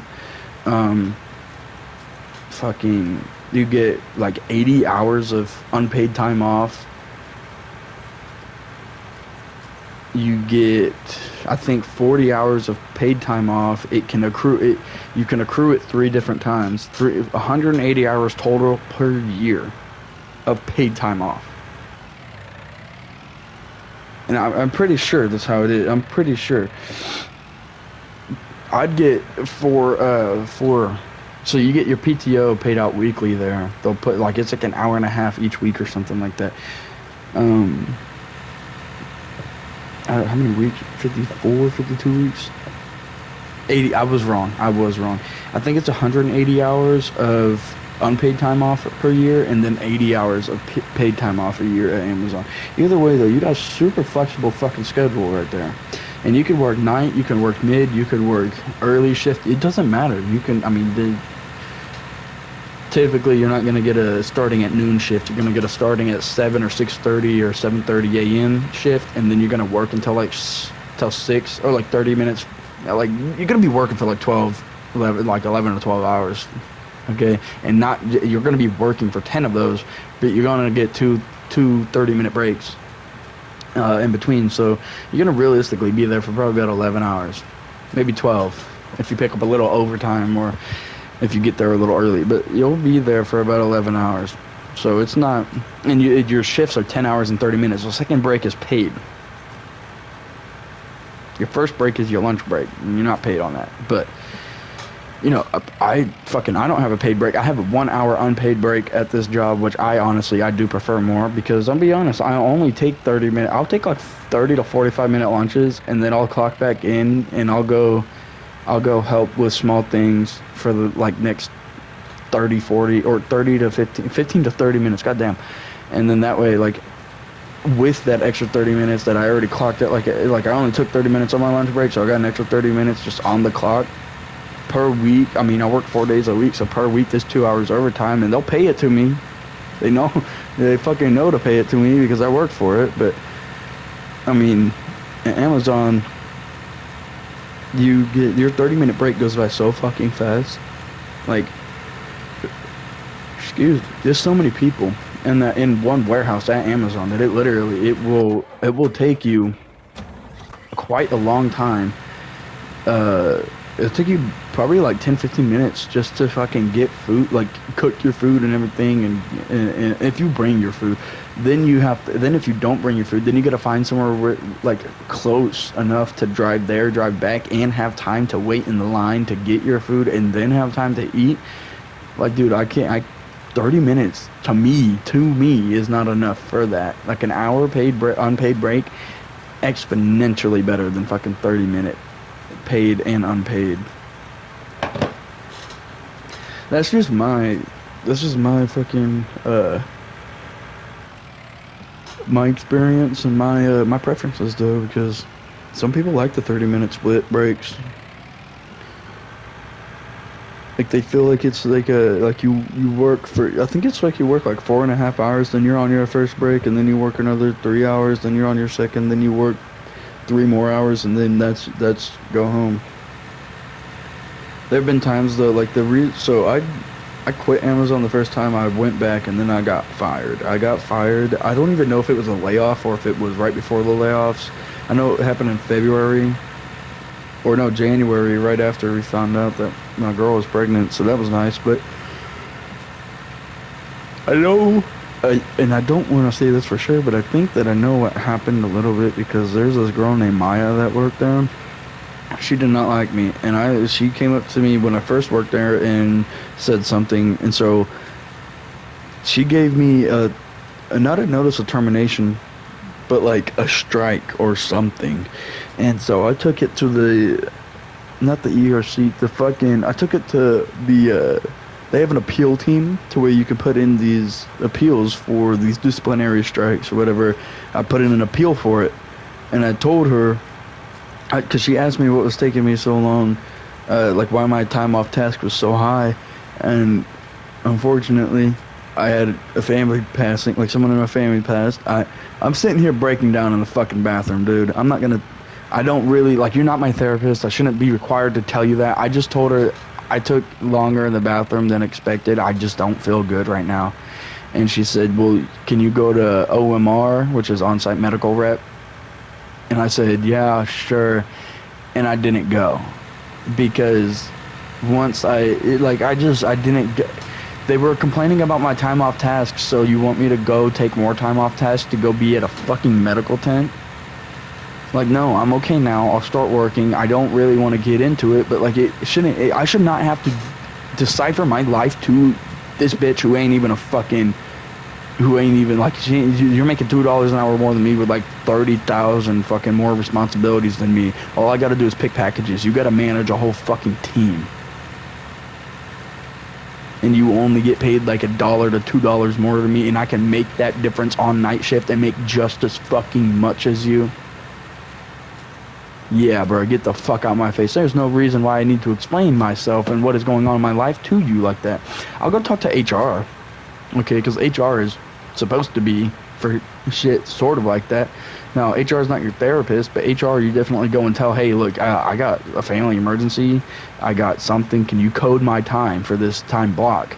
Could you talk to my managers for this time block and tell them, hey, something I've now gotten permission to have that time block coded. Whereas going and telling my AO or AM, my area manager or whatever, that my grandpa's passed. Like, bro, I really don't think you need to know.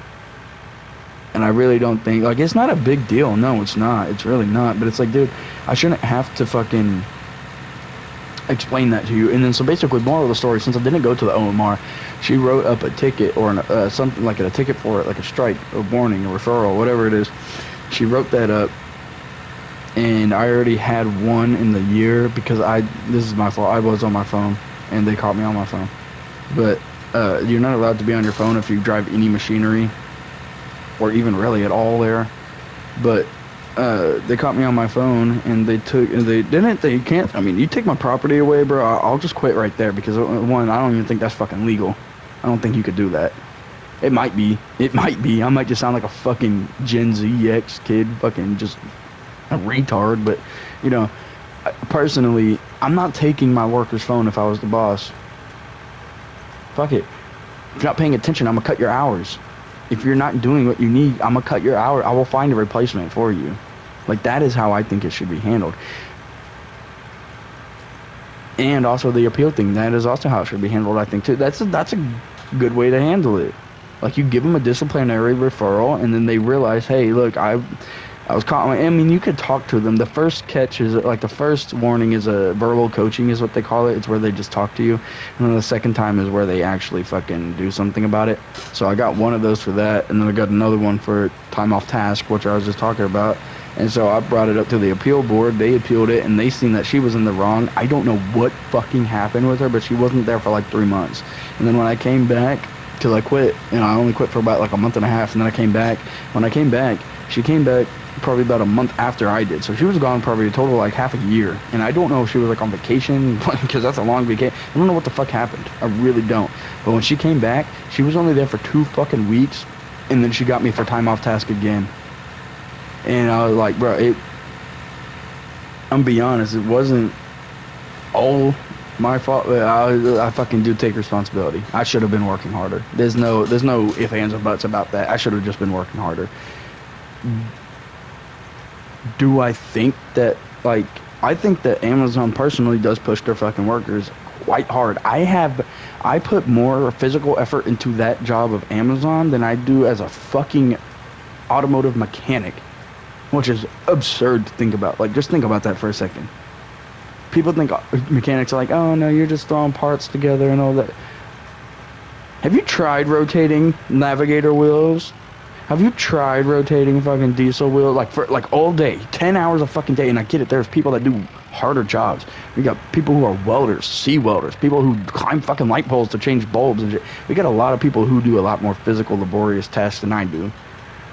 But come on, at a warehouse, at a fucking warehouse, you're gonna expect me to get 40 units per fucking hour walking? And then when I'm driving the machine, I can get it until some dipshit ass fucking part-time flex bitch gets in my way and they start fucking, they just, like, dude, the people who are only there for 2 weeks at a time, really, I don't give a fuck about the other workers. They'll fucking, I literally have been blocked in an aisle, fucking sandwiched between 2 people because some fuckhead and some other fuckhead right behind me, they were friends and they were sending reels to each other and they were across the whole aisles, but it's like, I can't get the fuck out. And when I asked them if they could move, they'd say like, yeah, in a minute. Yeah, in a minute. I'd honk my horn and they'd be like, what the fuck you want? And be like, bro, can you, like, I'm trying to, dude, I gotta get this work done or else I'm fired. And they're like, yeah, in a minute. It's like, dude, you're not even putting your livelihood, like, I'm not even, dude, I got shit, I got an apartment I gotta pay for. You still live with mom, motherfucker. Like, you gotta get out my way. I gotta make this money, big dog. I'm still getting paid, but I can't be fired while I have a fucking apartment to pay for. And so, like, you got people like that who are just very inconsiderate there, too. And I got yelled at one time for doing my job. There's this girl she was wearing a security vest, but she wasn't even security because she was on a fucking cherry picker. And I think she was actually ICQA, like inventory control or something. But she yelled at me. She was like, you don't need to be going down this aisle, this mile. And I was like, what the fuck? And that's literally how the fuck she said it too. I don't mean to bring it in, but fucking braids, and she was black. Let's be honest. She did not call me a good word. She fucking, either way, I'm not. There's only one time I've ever felt like somebody was like racism actually hurt me. And I don't even know. Some people are going to be like, yeah, you can't be racist to white people. Yes, you can. Yes, you fucking can. You could be racist to blacks as a black. You could be racist to whites as a white. You could be racist to Mexicans as a Mexican. It doesn't fucking matter. Racism is racism across the fucking board. It does not matter. There should, like, if we're going to be putting stipulations on shit, fucking like, I've seen a TikTok that one time said hunt white people down. It's like, motherfucker, aren't you guys not trying to do the same shit that unfortunately fucking happened to people, to your people, your ancestors, that my ancestors who won? Me personally, I'm not even fucking related to anybody who owned slaves. My family came from fucking Germany, big dog. My family migrated to America after slavery in America was already fucking abolished. Yes, they probably lived through segregation, and they were fucking Germans. They didn't even speak English. They learned English here, motherfucker. And then I got native blood. I mean, not enough to consider myself like super native, but like my great grandpa was full blood, and I mean, that's enough to be transferred down to me to where I do got a little bit in me. But it's like, good fucking God, man. Like, I've been called horrible slurs for somebody who not even that native. I've been called, and I don't even know if this is for natives, I'm gonna say it, I've been called a fucking wagon burner at one point, okay? or a brown eye. Like, I don't think, I do not, I don't think that me just, like, I'm not even doing anything. And this guy just fucking said it. But either way, moral of the story, that's not even the point. This bitch told me I couldn't go down the aisle, so I went and fucking told my manager, I'm like, look, I don't know who it is, but this girl's not letting me go down the aisle. Can I just reject the pick? And he was like, well, who is it? And I was like, well, it's just, I don't know her name. She's just, I mean, she's on our team, but she's not. She's just a black girl with braids. and they were like, and then they said, do you know what team she works for? And I was like, I don't. She had an ICQA cart, but she didn't have a computer. I didn't see the computer. She's on ICQA though, and she never got caught. And she didn't even do anything bad. She just told me I couldn't go down the aisle. It's like, bro, I don't give a fuck if you're counting how much is in a bin, dude. You should not just be like. I'm not a dick to anybody I work with at Ford. Unless I need to be. There's been one time, actually, really, like 2 weeks ago. There's this guy, this dude I work with. He wasn't doing tire rotations at all this day, and I work in the quick lane. I don't work at. I'm not a fucking mid shop tech or anything that makes good money right now. But he's working in the. He's working, not doing tire rotations like all fucking day, dude. And so it pissed me off. And so when there was a truck that came up, boss was like, well, who's doing the rotate? And I looked at him and I was like, bro, that's all you. I was like, that's your rotate. He was like, I just did a car. I was like, yeah, it was a fucking oil only. And he was like, so? Doesn't matter. And I was like, so if that's how, like, I was like, bro, go and do the rotate. And then he started doing it when my boss started yelling. And then when he was done, he wants to let the air hose up real quick, and it smacks the side of the fucking truck, hits the window, puts a little pit in it, and then he fucking, and by the way, 2025, I'll say it one more time, 2020 fucking 5 F-150 with only 6,000 miles on it, and this bitch just put a fucking dent in it because he can't control his anger at 26 years of age. You are a goddamn child. I'm 22 and I don't even get that pissed at shit that I rightfully should. There's some things that you just gotta control, man, and your anger is fucking one of them. But he gets all mad, gets all bitchy, starts throwing things around. He threw the fucking air impact on the gun or on the floor. He threw the torch stick on the floor. Threw the socket back in the drawer or whatever. And then he came up to me. Oh boy, I'll tell you what. If I did not have a kid on, if I was single and I didn't have a kid on the way, I would have smacked the fucking taste out this boy's mouth. This motherfucker came up to me and said, next time don't be such a little bitch. And I said, I fucking stepped up to him and I was like, Lane? And he said, my boss was like, that's it, that's enough. Didn't speak to him all day. I just let it fucking ride, Tom. And then he came up to me first and said, I'm sorry. And I apologized back because that's not the point of the story. I don't give a fuck if I apologize first or if he did. But I'm not going to apologize for something that I'm honestly not sorry for. Like, yeah, I just made your ass work because you weren't working.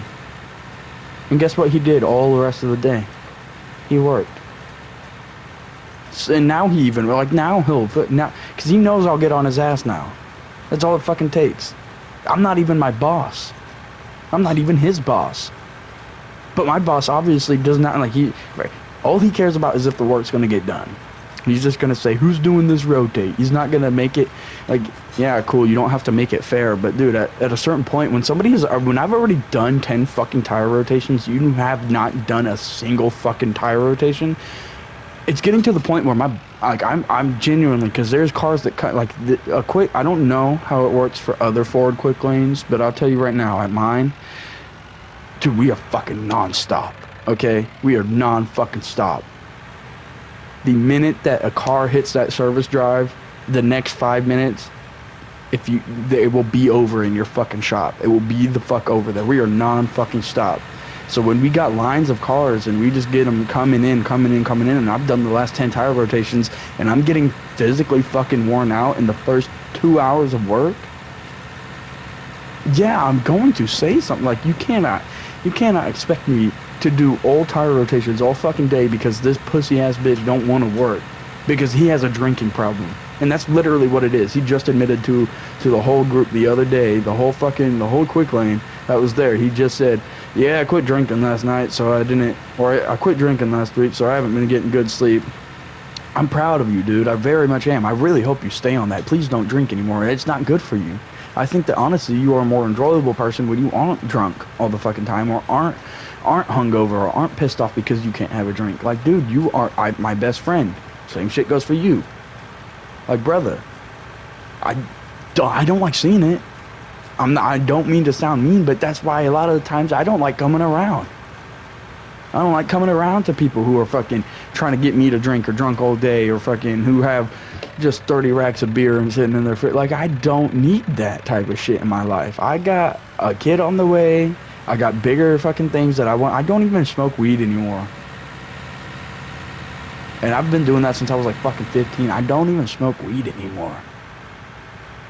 You know why? Because I realize it's not what I need. It's not what I need to do. It's not what I'm fucking supposed to do. I shouldn't be spending my money on that. I need to spend my money on my girl, my kid, my house. Like, make sure everything for our life is, you know, is good and said and done. But it doesn't mean that, like, you can't still enjoy life. Like, I won't go and buy a 20 stack every now and then. Motherfucker, yeah, I'm buying a 20 stack every now and then, bitch. I still like smoking. It's just that I can't all the fucking time. It's not that I completely gave it all up, or completely went cold turkey on it. No, I'll be honest, it's not addictive. It's not physically addictive. It doesn't make you dependent. But if I'm lying, I'll be lying if I did say that, you know, there's some part of me that some days it's just like, man, I want a fucking blunt. It's not even a bad day, I just want a fucking blunt, man. And now, do I think it could be addictive to some people? Yes. Do I think it's addictive to me? Yeah, probably. I got an addictive personality, and my family does too, so it's like, you know, you live and you learn.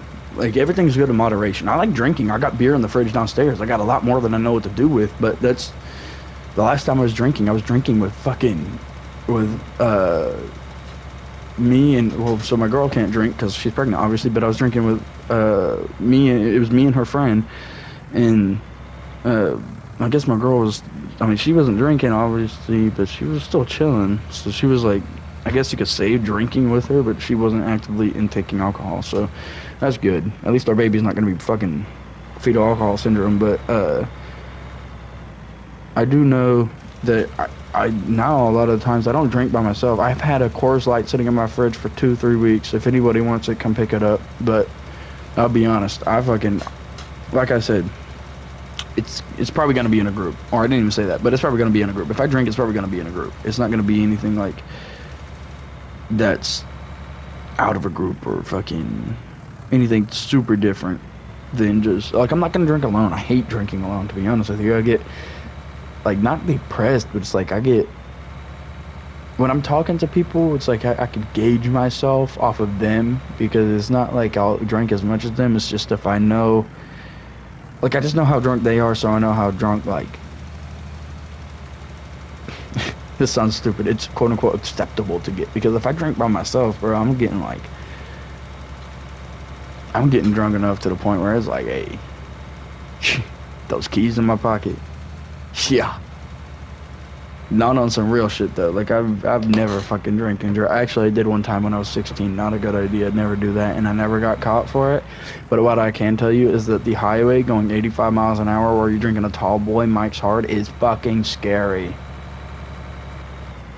It is not good. It is terrifying to me.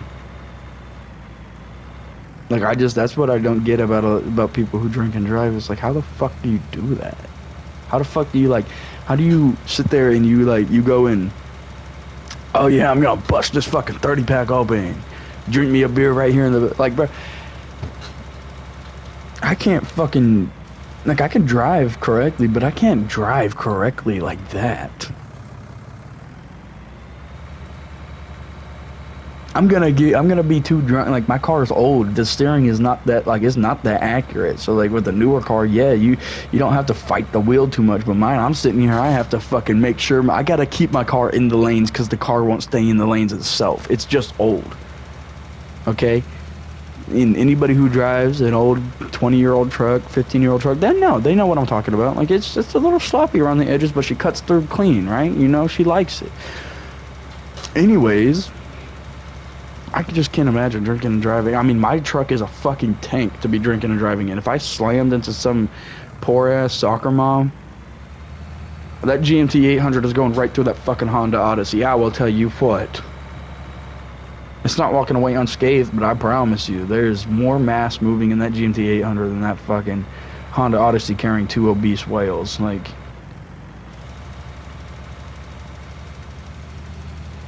the only thing that my car won't stop on a head-on collision is probably, like,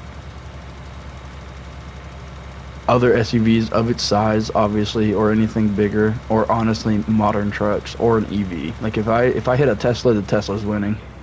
You know how heavy Teslas are? You know how fucking heavy Teslas are? Let's Google this. What's the curb weight of a Tesla Model S? 4,323 to 4,960 pounds. What's the curb weight of a 2003 Yukon XL? Yeah, okay, yeah, so, I mean, mine does weigh more. Mine does weigh more, I was wrong. Either way, though. Either way, though.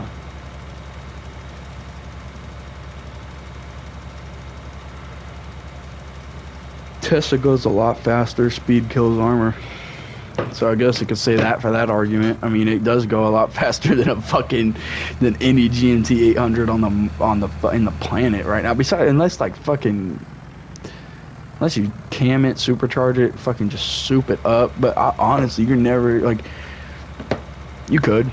You just got to spend an absurd amount of money. But I think, like, honestly, with the acceleration that EVs have, I don't think a lot of gas cars are gonna be able to beat that mug. Because, like, I don't know, it's so weird because with like anything mechanical, you're going to have some sort of a delay or a lag, but like with electricity, it's just so fucking instant. Like, that's also not even to mention electricity creates a lot more fucking torque. Like, electric cars create a lot more torque than I think it's an internal than combustion engines do. So,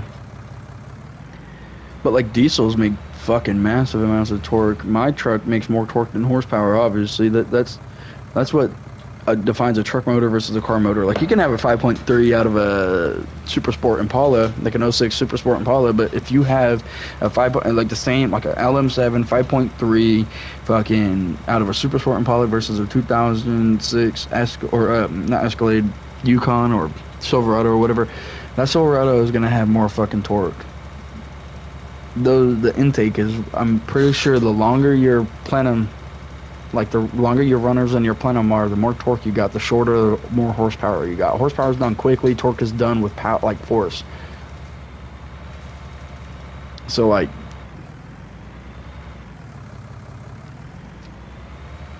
if you wanted to push a ball 20 feet, you'd give it one good hard shove and it goes to 20 feet.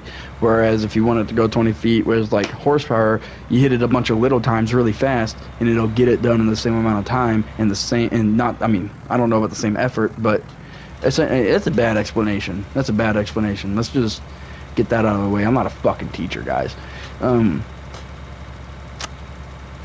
Is the theory right? Yeah, it's right. Horsepower is work done quickly. Torque is work done with force, or work that equals force, or whatever. It's pretty cool. It's pretty cool. Essentially, though, diesel engines make more torque than gasoline engines on average. Not even because they're only in trucks, but because the explosion of diesel is, I think it's a lot more fucking powerful than a gasoline combustion is going to be. So it's like, that's where you get your torque from. Whereas like a gasoline engine goes way faster. Like, it'll move faster. Again, I haven't seen a diesel that, like, I've seen runaway diesels, and obviously the RPMs aren't supposed to go fucking nuts like that. But a runaway diesel, a motherfucker will probably have like, damn near 10,000 RPM if that bitch is running away fast. And a runaway diesel is it's not actually rolling legs and running away. For anybody who's uneducated or doesn't know, a runaway diesel is just when it's like, if you have a gravity fuel system, even without a gravity fuel system, but I mean more often than not, if you have a gravity fed fuel system or vacuum fed fuel system as well, the vacuum or the vacuum will pull the fuel into. Keep pulling. Is there somebody in my house? I will kill you.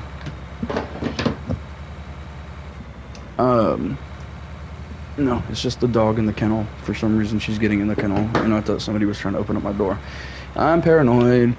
Um, Either way, the the fuel will get pulled into the cylinder or into the chamber, the combustion chamber, and it will just keep going, keep going. The only way to cut it off is cut the fuel line off, like cut fuel from the motor, or cut air from the motor, or just wait until it blows up. But then again, it also might not stop either. It depends. How big is the hole? Did you lose a rod? Because if you lost the rod, then you probably lost all, like compression, a lot of your compression that you need. But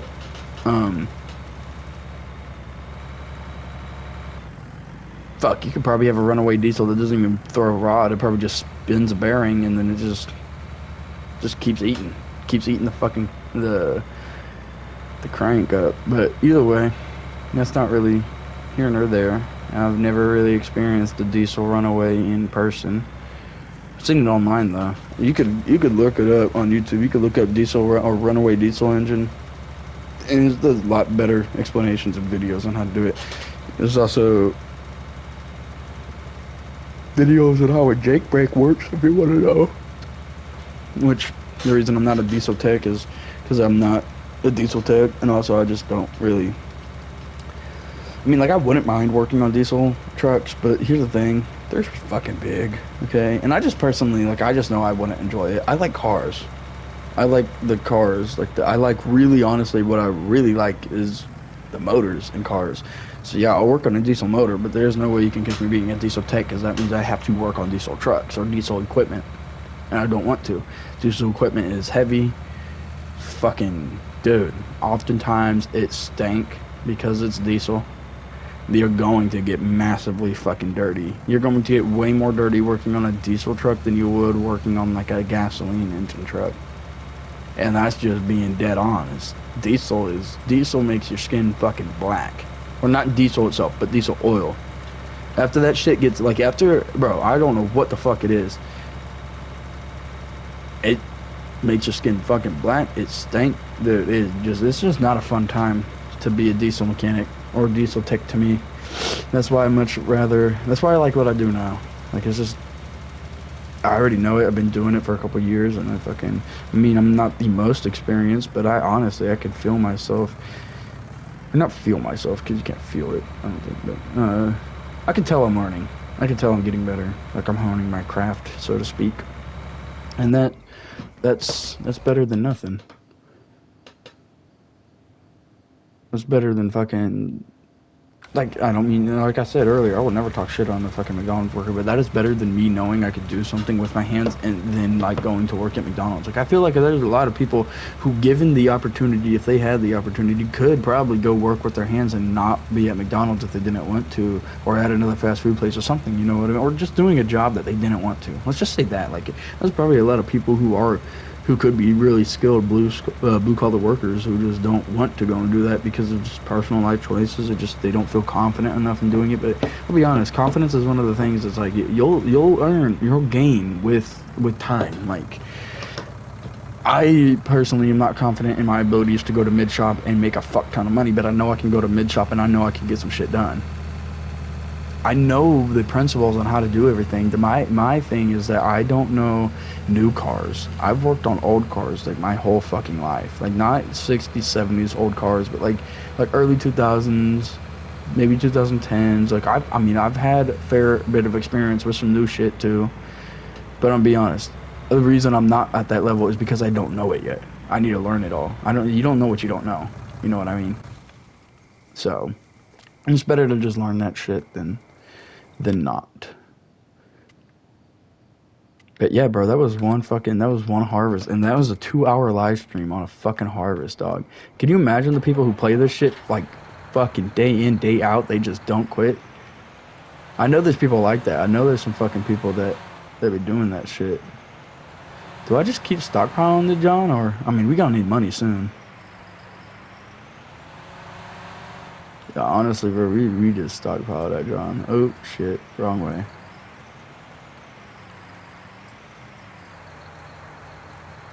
I'm hearing something. Give me one sec. Bro, oh my god, I'm tweaking in the John, boys. Don't ever start tweaking like that. We don't even know what the fuck you're tweaking on, dude. Not tweaking on anything. I just keep thinking there's fucking something going on in my house, but it's my dog, bro.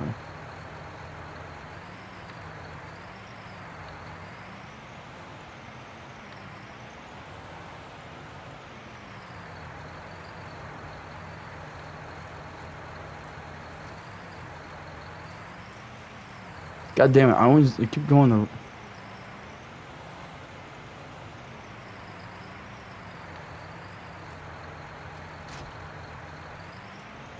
There we go.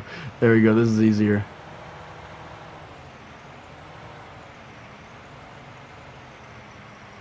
And then you just... There you go. Now you line it up and then pull it a little. Oh, fuck.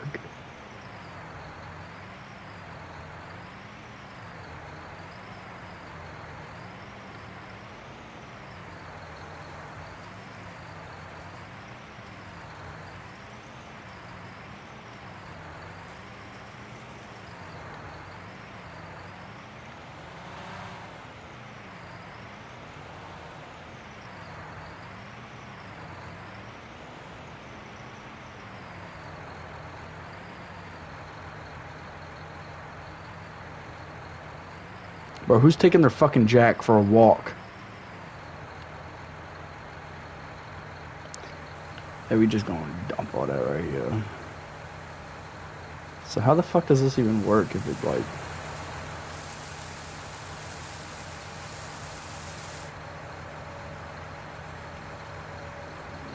Strothman. Nice, nice. Wish these mirrors worked.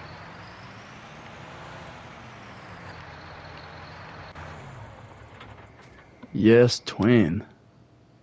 How do you save the game? Oh yeah, you just... Yeah, last time I didn't save the game, so fucking it didn't do anything.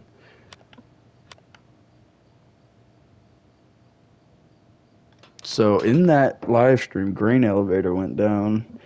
So now the most profitable was Port Southeast or fucking train station. No, not even train station. Holy shit. Oh my god, it just changed again, huh? Okay. It's grain mill. Grain mill. It's the most profitable. And then it's train and then grain elevator east. Oh wait, no, what the fucking hell? I was reading the Sunflower. Yeah, no, it's still Port Southeast. And then train station. And then grain mill. And then Port Northwest. And then finally grain elevator east. But you know what I'm talking about. Let's just say I'm jorking it, and by it I mean my treeness, and by my treeness I just mean my farming simulator truck. Shit. Do I even fucking like...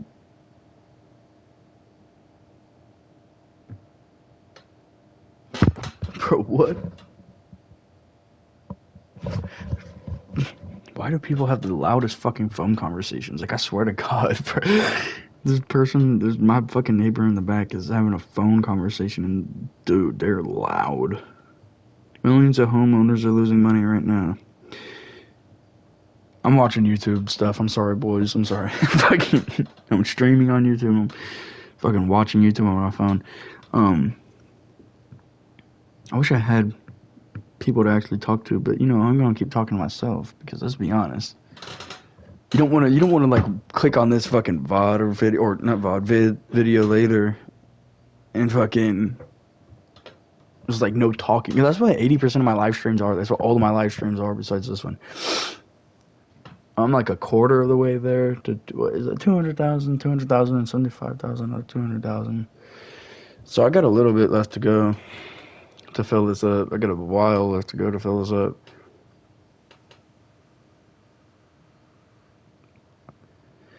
Should I have grown soybeans? Soybeans? Probably not. Do I think it's a bad idea? No. No, not at all.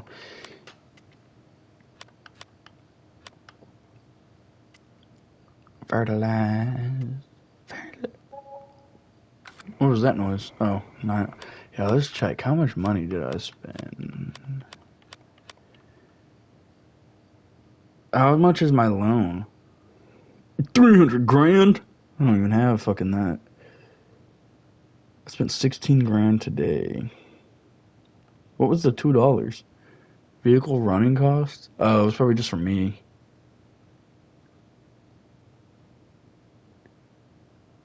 Property maintenance. Oh my god, it's getting higher.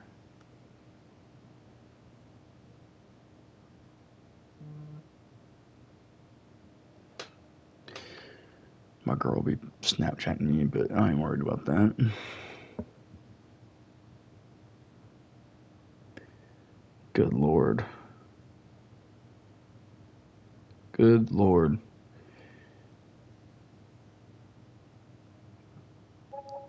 So we lost.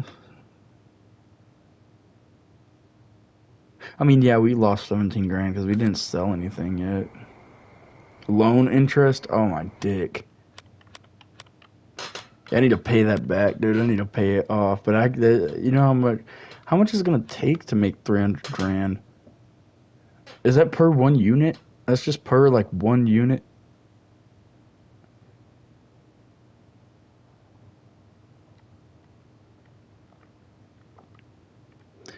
Oh yeah. Oh yeah. I forgot you could do this. So like the highest one, you could just go click that, and then it's something way over there. You just drive over there and go sell your shit. Oh shit. Hold on. Okay. I'll wait until it gets to the second green. To start fertilizing it again, because honestly, I think it's still. Yeah, it's still dark blue. So we just wait until it turns light blue, and then you good. And then that's when you go and do it. So that's when you go and do it. Oh my god, dude. Yesterday, I did not feel good. I don't know what the fuck it was, but I took one cold, I think it was like headache and cold or something like that. Cold and flu. It was something. It was some type of medicine from the dollar store, and I fucking took it. And I mean, they gave me 2 capsules in one little like the one little square of it. So I took both of those, and holy shit! If I tell you, I did not feel infinitely better today. That shit worked. That's like that's the quickest I've ever felt medicine work. And maybe I still got a little bit like a scratchy throat, but maybe I wasn't even that fucking sick. I just don't know because it should. Oh, that's how you crouch. I forgot about that. No, I'm like an ant, dude. I look like an ant. Help me! This game is low key like satisfying. I honestly, like I said, about an hour and a half, maybe fucking 2 hours almost ago. Thought I was gonna play Arma, and no, nope, I'm not. I am no longer playing Arma, boys. Also, soybeans take the longest to fucking grow. These bitches probably won't be fucking ready until the night in the game again, and we're gonna have to be fucking farming in the dark.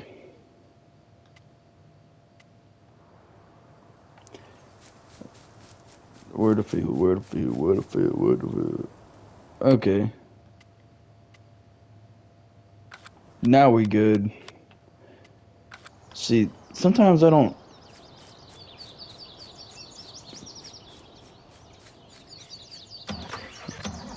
This one, that's mine. Oh, that's not it either. This is it. That's that shit, boy. Yeah, no. Oh, the mirrors do work.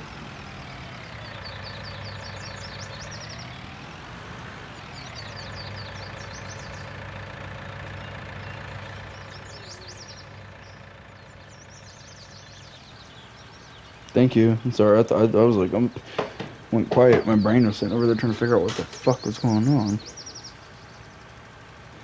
I got hella Snapchats. I haven't answered that shit in a while.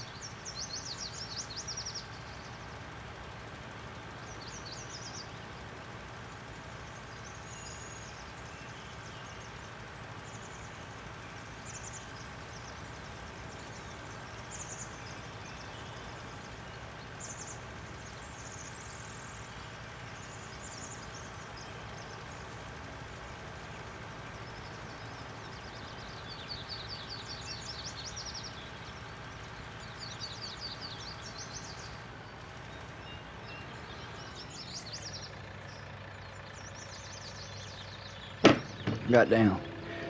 I was answering Snapchats because, well, really just my phone because motherfucker, I ain't been on that drum in a while.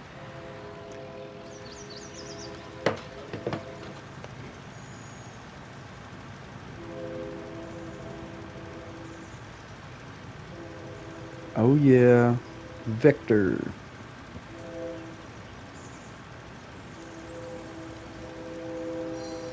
Not gonna lie, twin. If you listen to Morgan Wallen as a man, you might just be a girl.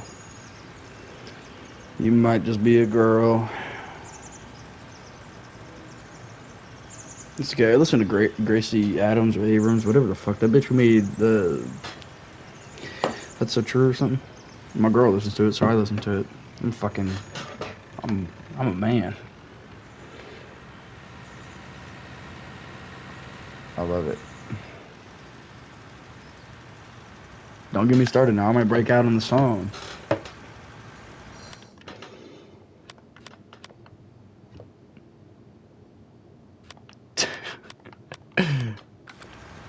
No, hold on. This live stream gonna be paused for a minute because oh my god, I've got to get this music going, dog. Open. Oh fuck, man. I think Apple Music. The broadcast will be stopped. Oh man, fuck. No. I was downloading an update. Damn.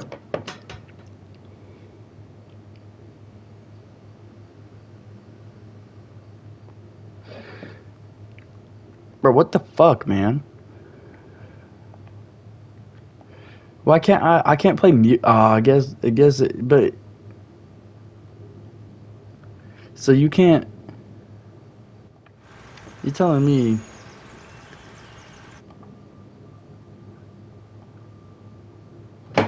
Oh shit! Hey yo, how is my Apple Music not linked to my PlayStation anymore? It's probably because I changed my password. I think it's because I changed my passwords. Continue, please. Already subscribed. No shit, twin. No shit, twin. No shit, twin. I gotta make sure y'all can't hear this.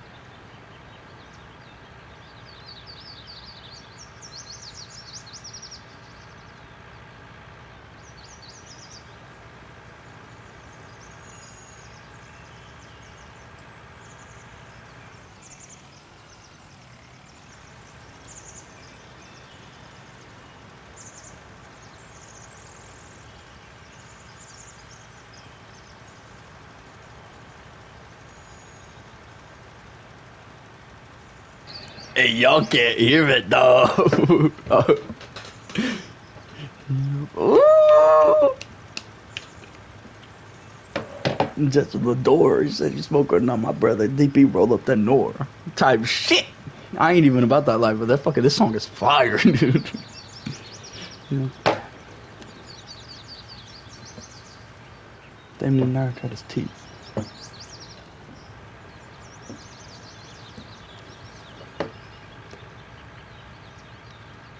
For Nick though. For Nick. Ugh, this song go hard.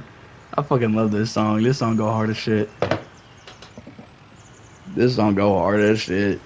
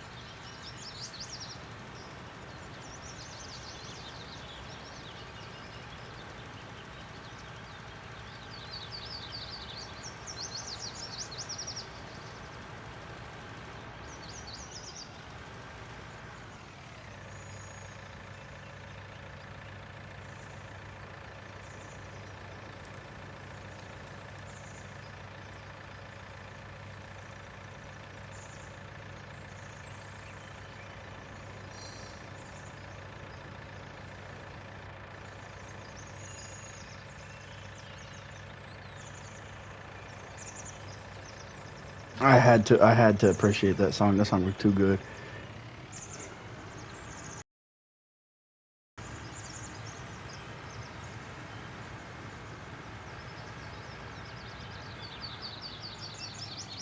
Fucking fire.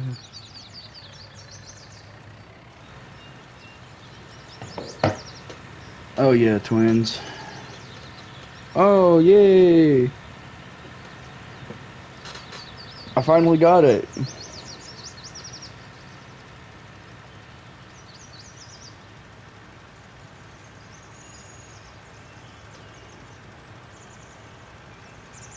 Can I put this bitch in my Apple Wallet? Dude, what the fuck? Just for buying my phone, they gave me a $200 Amazon gift card. Wow, bro, this is wild as fuck.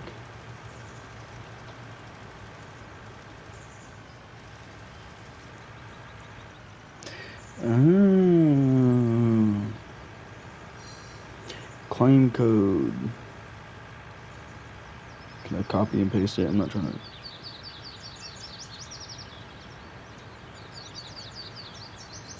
Okay, yeah, no, yeah, I got that shit in my Amazon now. Talking about.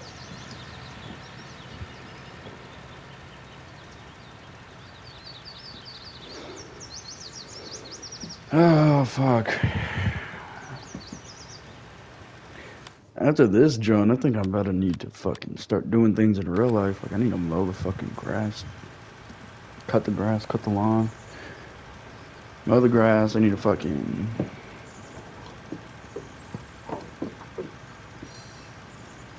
God damn, dude. There's like a fucking big mountain of foliage growing in the back, and I really don't even know how to chop it down. I'm about to go buy a fucking machete. That would work better than a weed whack or anything that I know of, at least. Besides a hedge trimmer or a fucking sawzall. But I'm pretty sure a sawzall and a hedge trimmer is more expensive than a machete.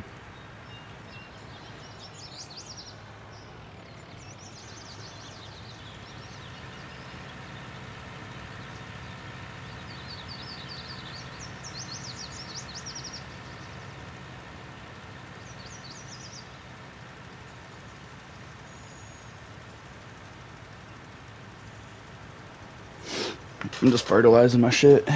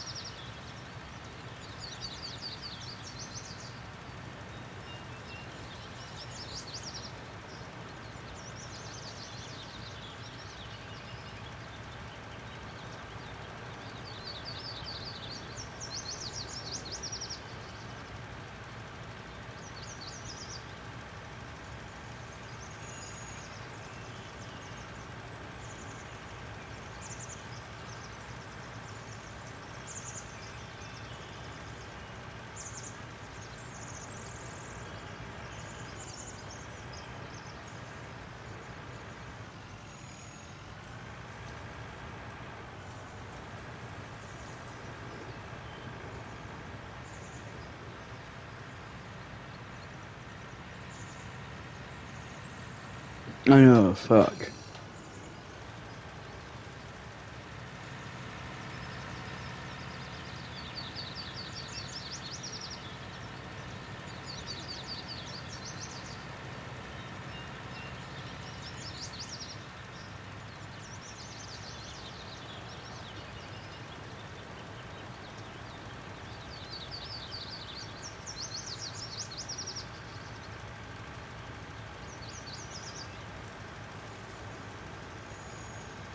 Oh, okay.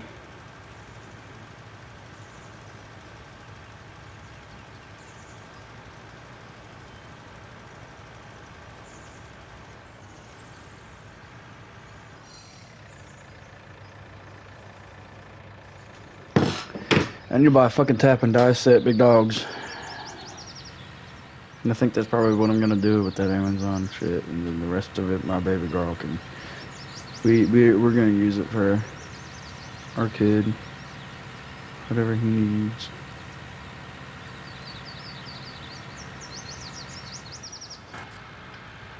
Ooh, John, I'm going fast.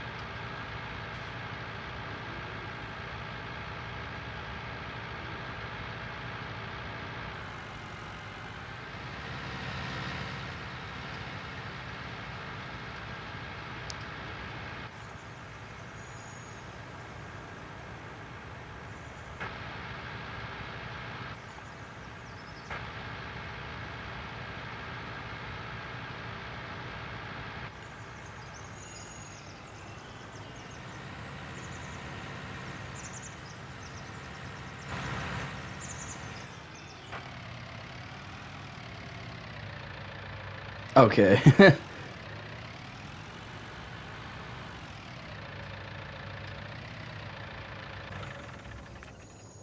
There we go.